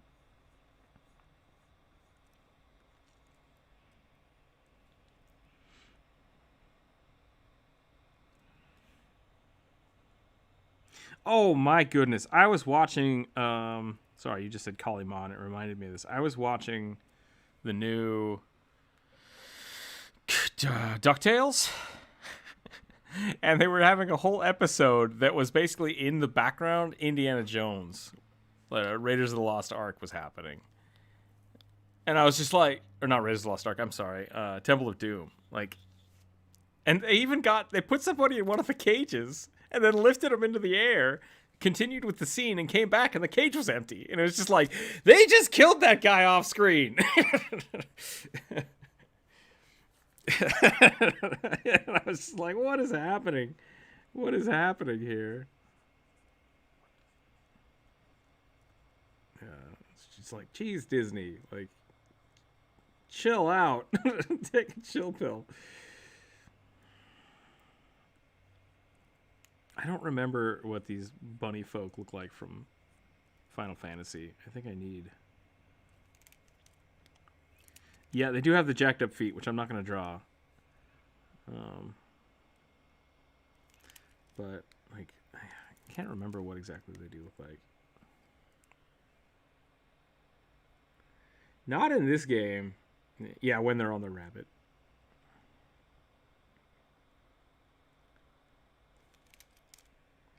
Goldtooth, is your campaign still going? Like the high level one? Or are you playing the other one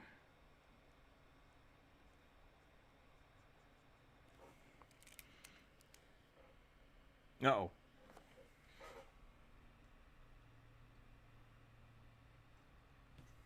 Very possibly.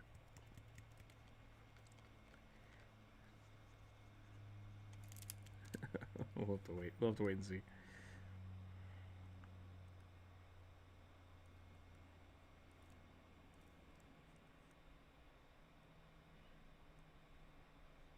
Yeah. Could definitely do that.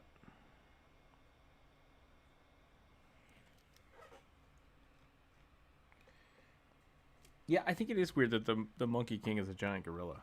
I think that's a little strange.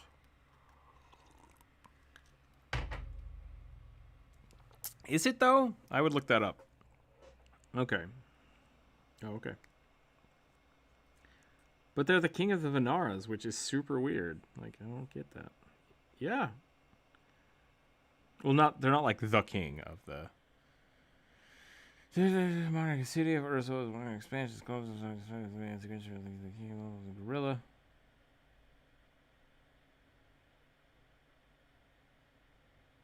I thought that was the...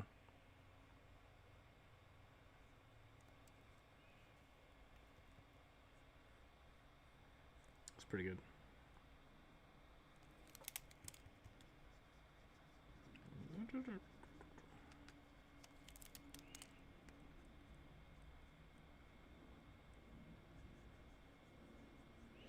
It would be really funny to do that to somebody. It's like, hey, all your gear's gone. It's like, what? Yeah, you're just a giant gorilla now. Like, sorry. You're just a giant gorilla.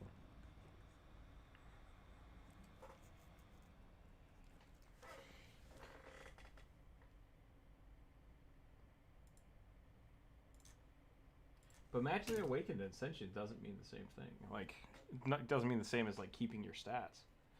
I think it is very much a polymorph effect.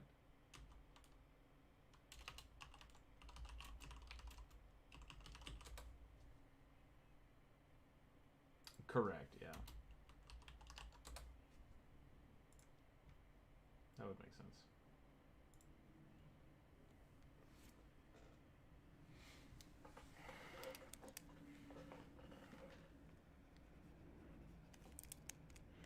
Well, if they're the king, yeah, I assume they can still communicate.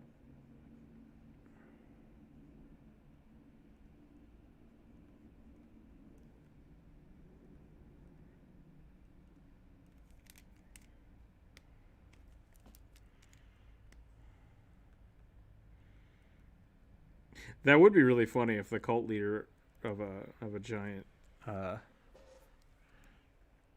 well, cult, giant cult was just a gorilla. It's like, what should we do, Lord Silverback? And it's just like I don't know what that means.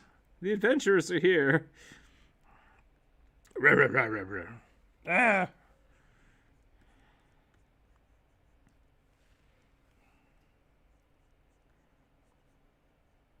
King Louis, the orangutan.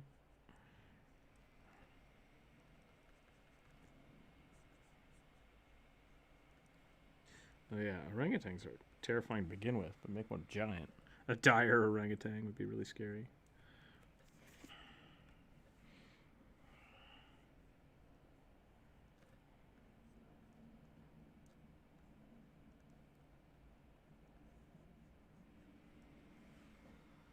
I'm trying to get this design right. No, I'm not getting it. I don't like it.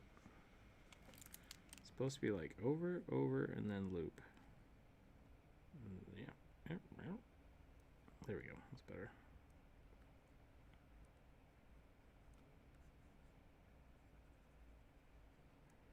I'll just fill it in.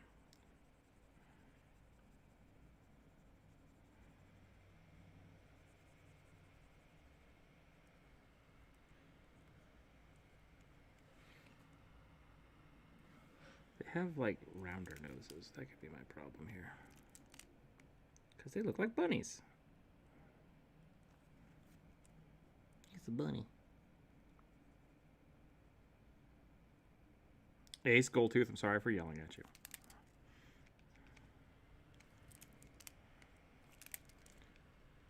I always feel bad.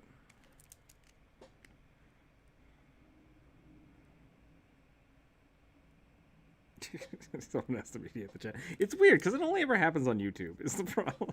That's not true. Twitch chat is definitely gone over the top. You absolutely can. Yes. it has to stay civil. That's the only stipulation.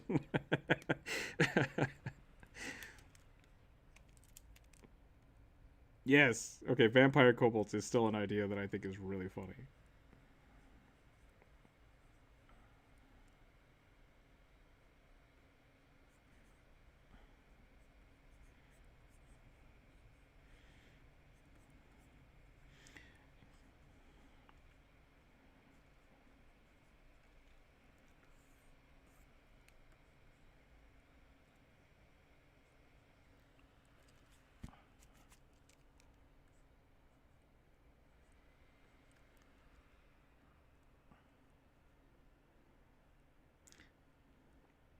I mean, so first, any plan that starts with take a bunch of kobolds but leave some so they can keep laying eggs is an evil plan. I'm just putting that out there.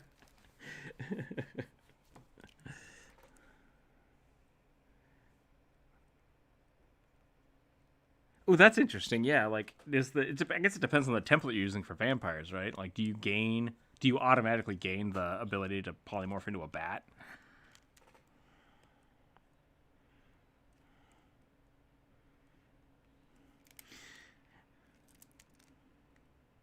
And then the next thing with that is if you're just giving them wings, like the vampirism is just buffing them kind of, but like all of this hinges on the giant island, right? Having an island when really all you need is like a portal.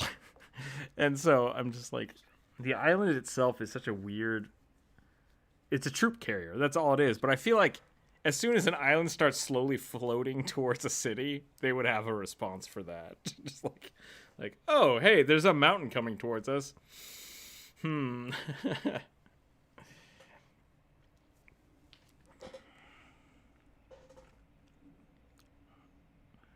Sure. But at that point, like, you're basically what you've created is you've created the crypts from World of Warcraft, the floating crypts that just like spew blight as they travel along. The necropolises, which that's one way to do it, I guess. I mean, why not? Like, once again, this sounds great for there's a lich who has summoned a mountain that he's turned into a giant troop carrier of his. You just created Doomsday, is what you did. You just made Doomsday as a playable character in D&D.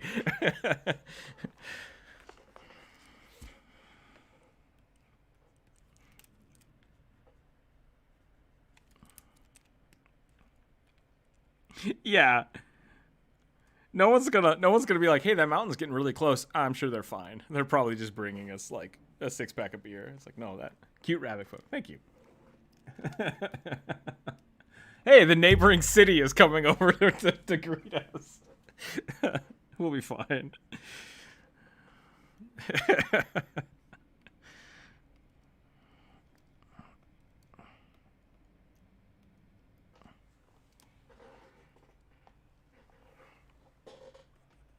Yeah. So they're.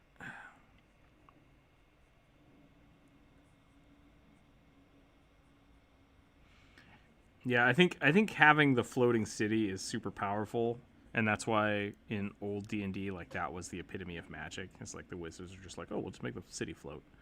But having the city float and move is like, that's a power play. Like, it's just like, hey, you, I'm gonna creep my city over towards you. It's like, hey, don't do that. Stop it. Stop moving your city. It's like, nope.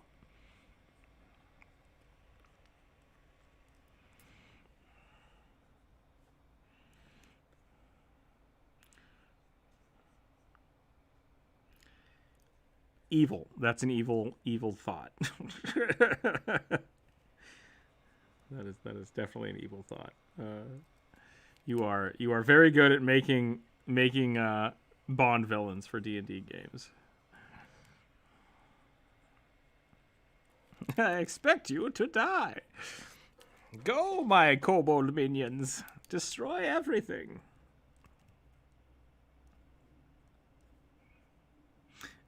Yeah, what the hell are dark sides? I'm sorry. I meant dark side. I don't know who I said before.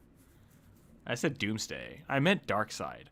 You've created dark side in D&D with all of his paratrooper demons or parademons or whatever the hell they're called. Which is really just the Wicked Witch of the West, but in a DC character. So, depending on how far back you want to go. Yeah, fly! All the kobolds are like, all right, I guess. Half of them don't actually know how to use the wings, and they still just fall. It's like, oh. Blap, blap, blap, blap. Yep. That was the other thing I was going to say. Like, you could do that exact same. As soon as you have an island that you could lift in the sky, you could probably cast levitate on just thousands of things. like everybody, I'm going to teach you the cantrip Featherfall. If you can't learn it, you're going to fall to your death. Good luck. Is Featherfall a level 1 spell?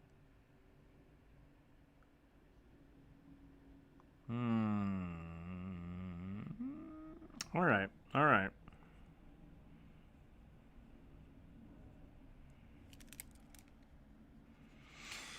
We could just go back to the skeletons. We don't need to outdo each other, remember. Yeah, we don't need to outdo each other.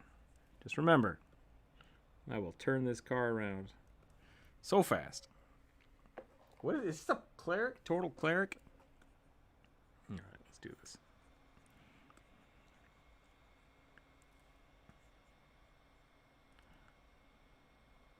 I would not do that. That sounds terrible, and I hate it.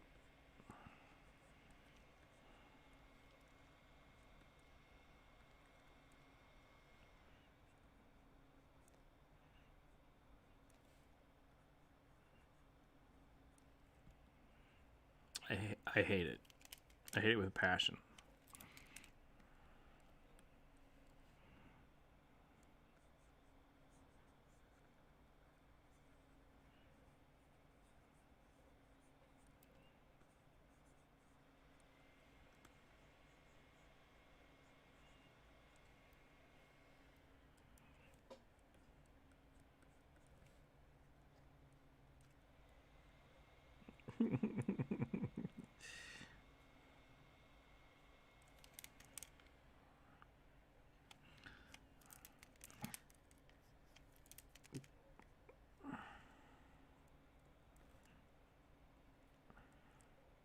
Total drama floating island.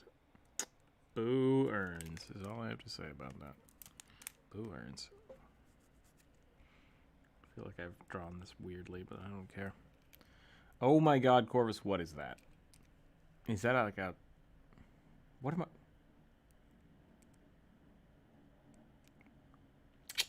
Alright. I dig it.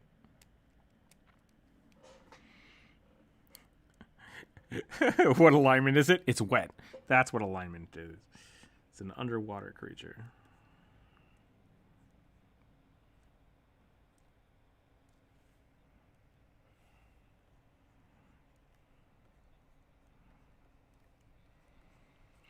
I opened the portal to a demi-plane of tigers. Sorry. Tigers all the way down.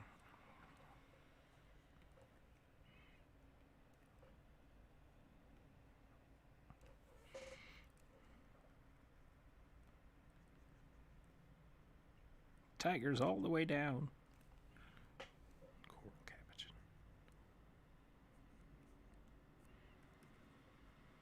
Yep.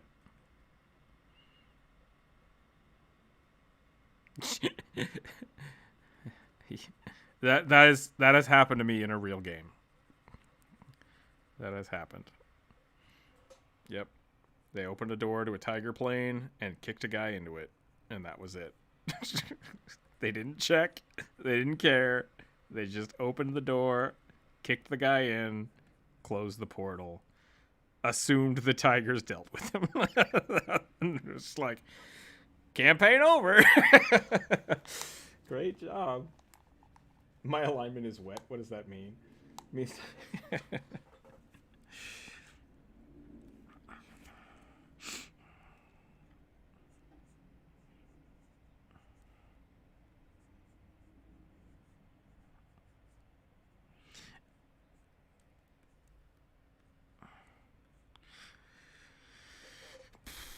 that evil thought. Evil thought. Yep. Demi-plane of torture is what you just described. Demi-plane of torture. Yep.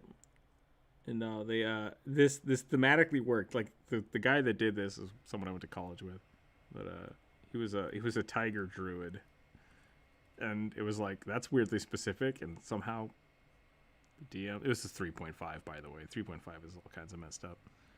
But yeah, Demi-plane of tigers. Totally fun. Someone else in that campaign was playing a Warforged. What were they? They were an undead construct. So they were basically immune to everything. Like, they just kept slapping templates on their character until they were immune to everything and refused to let anybody try to heal them. That was their whole jam.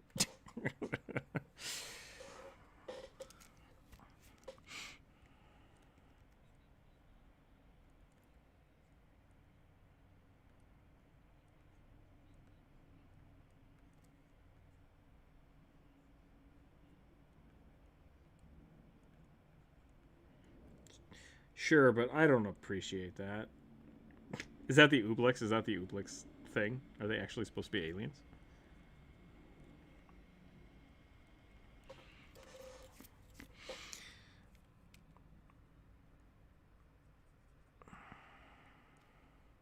Yeah, I don't like...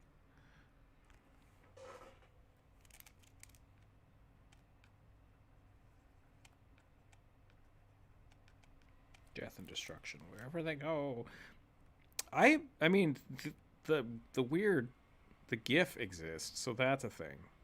That was something we all need to keep in our minds. Yep, that's the GIF. Is it GIF or GIF?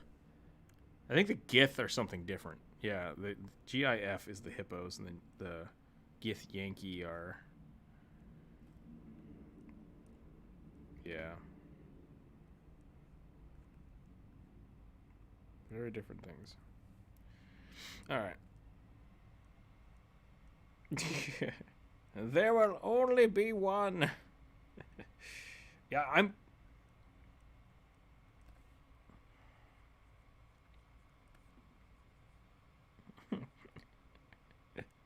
But you have heard of me. Hippo's just like, "Rah, I hate it." Jonas, you just are a pirate. I'm just gonna... Hey, you know what would be really cool?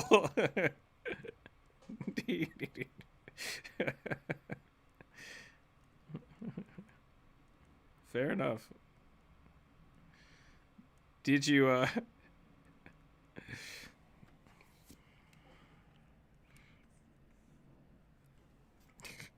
Oh. Joke's on you. Jonas doesn't have to.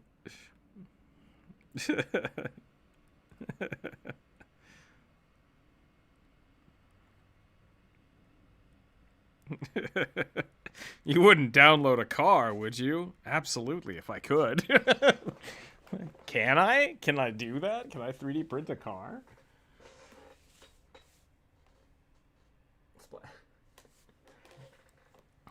All right, where are we at? All right, I think that's gonna be the cleric, the turtle cleric. I'm gonna do one more. I'm gonna do this ASMR.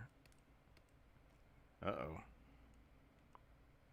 Gunslinger, and then I'm gonna call it. I'm gonna go get some lunch. And I'm gonna work on a goddamn video today. That's my plan. I'm gonna try to get a video out tomorrow or Friday. Hopefully. I can't turn this layer off. I don't know what's going on. There we go.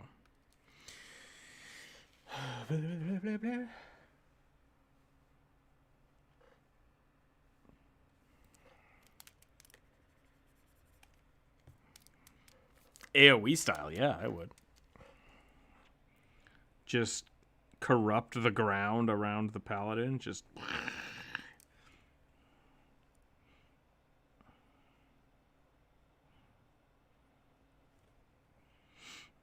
Yeah, like blight as an aura would be awesome.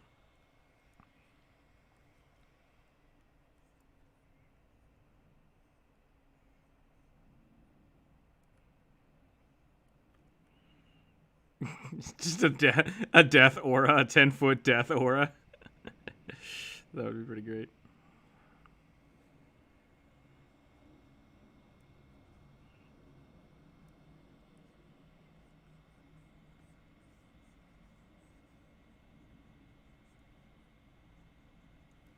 It's just necrotic damage. Just give him an aura of necrotic damage. That's fine. Yeah, Mummy Rot 2. Sure, why not? Or at level 20, they count as a rust ooze. Yep, any weapon that hits them just crumbles. Just instantly rusts.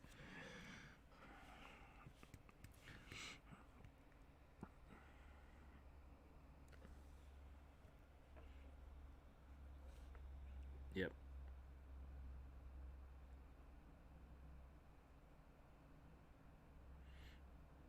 I think instead of the armor of Agathis, they should have like the armor of rust.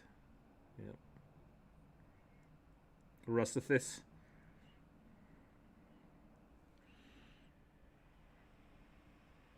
Armor of fading. I don't remember how faces work.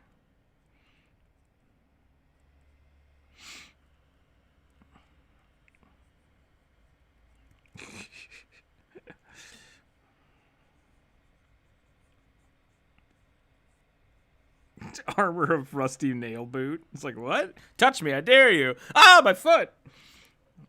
Nails just pop out. Rusty food. All right, thanks for hanging out.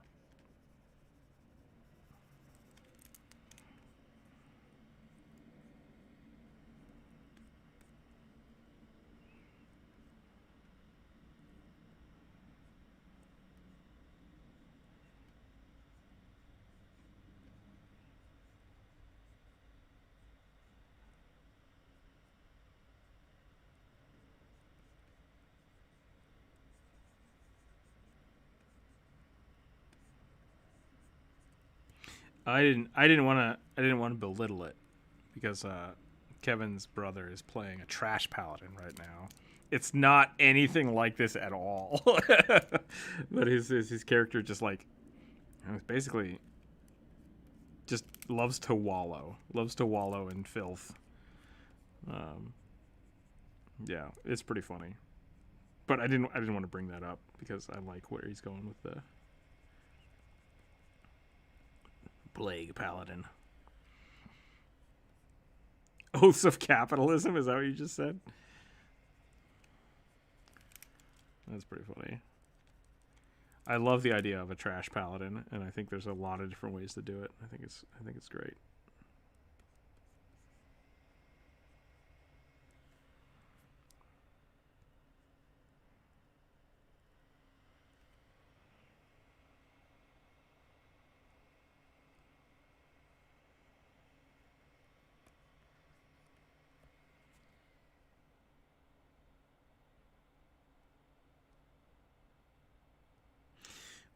When we hit $500 on the Patreon, we'll start an evil campaign. Go check out the Patreon page. Everyone send me money.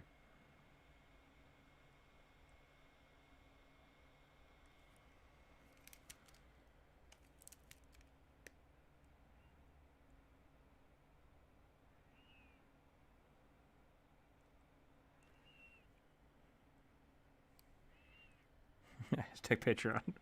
Right?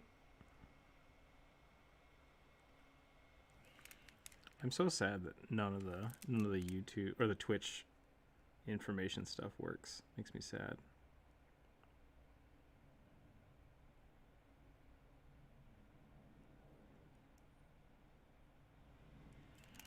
Oh, that's perfect.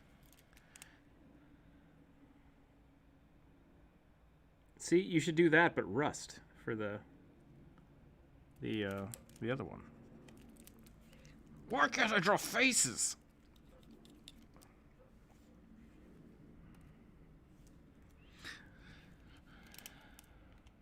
Dude, draw the slime girl. I don't care. I kind of care.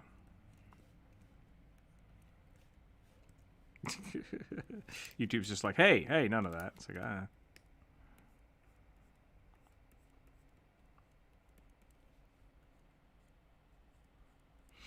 Yeah, I think that happened to me. I think it happened to me yesterday. Part of the thing was like, I just wasn't feeling great, and then I was just like, I think I'm way overheated. But who knows?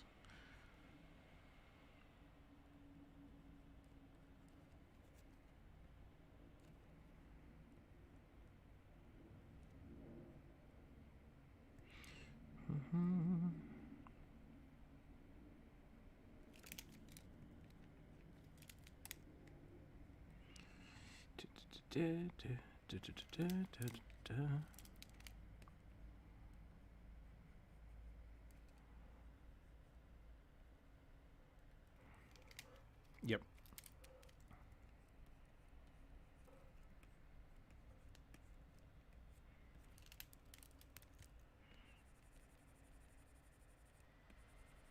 What just happened? What the F? Okay.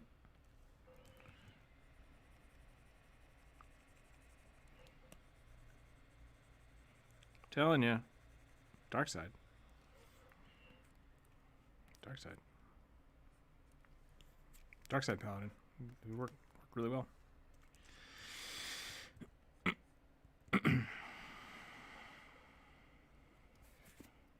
Yeah. DC Thanos is a perfect way to describe dark side.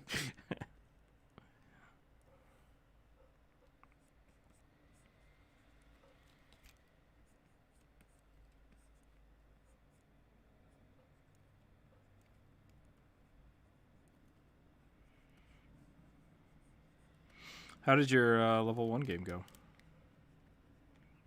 Did anybody die? Oh.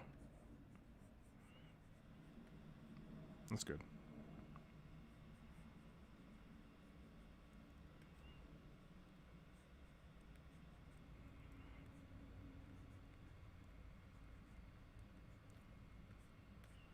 That's pretty cool. I like that as a good entry point. Just like Breath of the Wild style.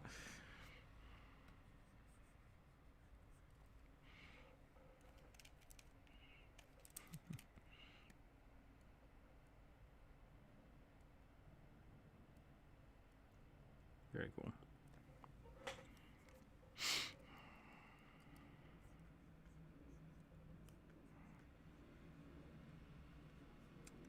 What? You just made a whole bunch of words up.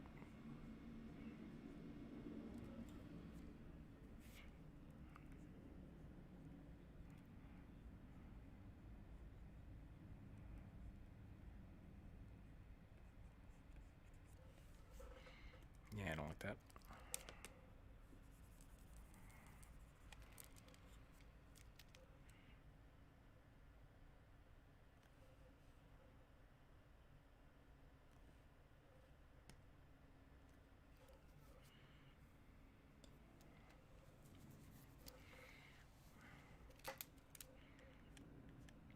Gannon.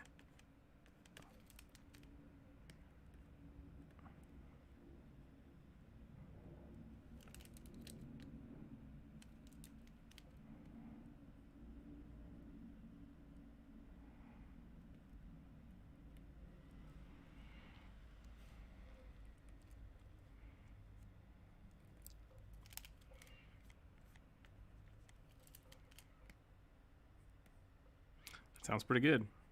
Sounds pretty good.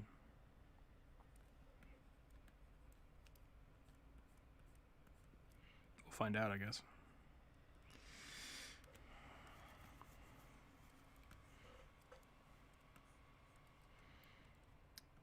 We're just gonna give her a big old sniper rifle.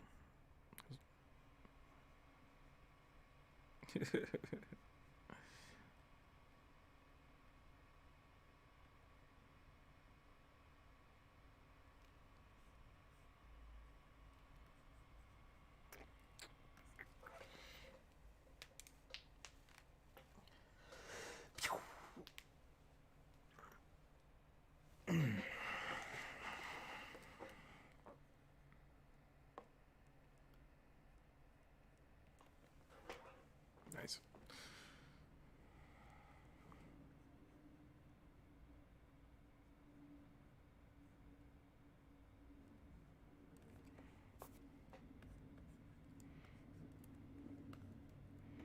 Water is a right, not a...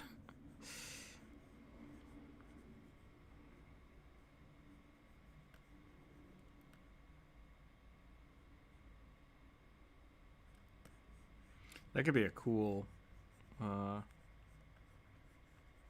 what's the word I'm looking for? Like a... kind of like a Paladin Oath thing. Or I don't know. I think my brain's fried. I think that's a cool gunslinger. Give her a big old sniper rifle on her back. I think I'm probably gonna call it there for the day. I'm gonna go get some food. It is. It's a gunslinger.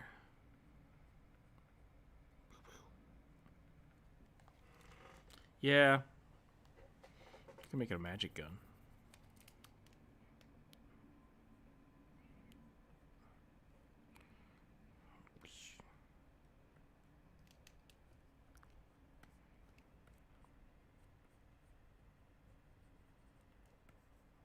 Well, you guys are going to keep talking, and that's fine, but I'm going to take off for the day. So thanks again, everybody, for hanging out.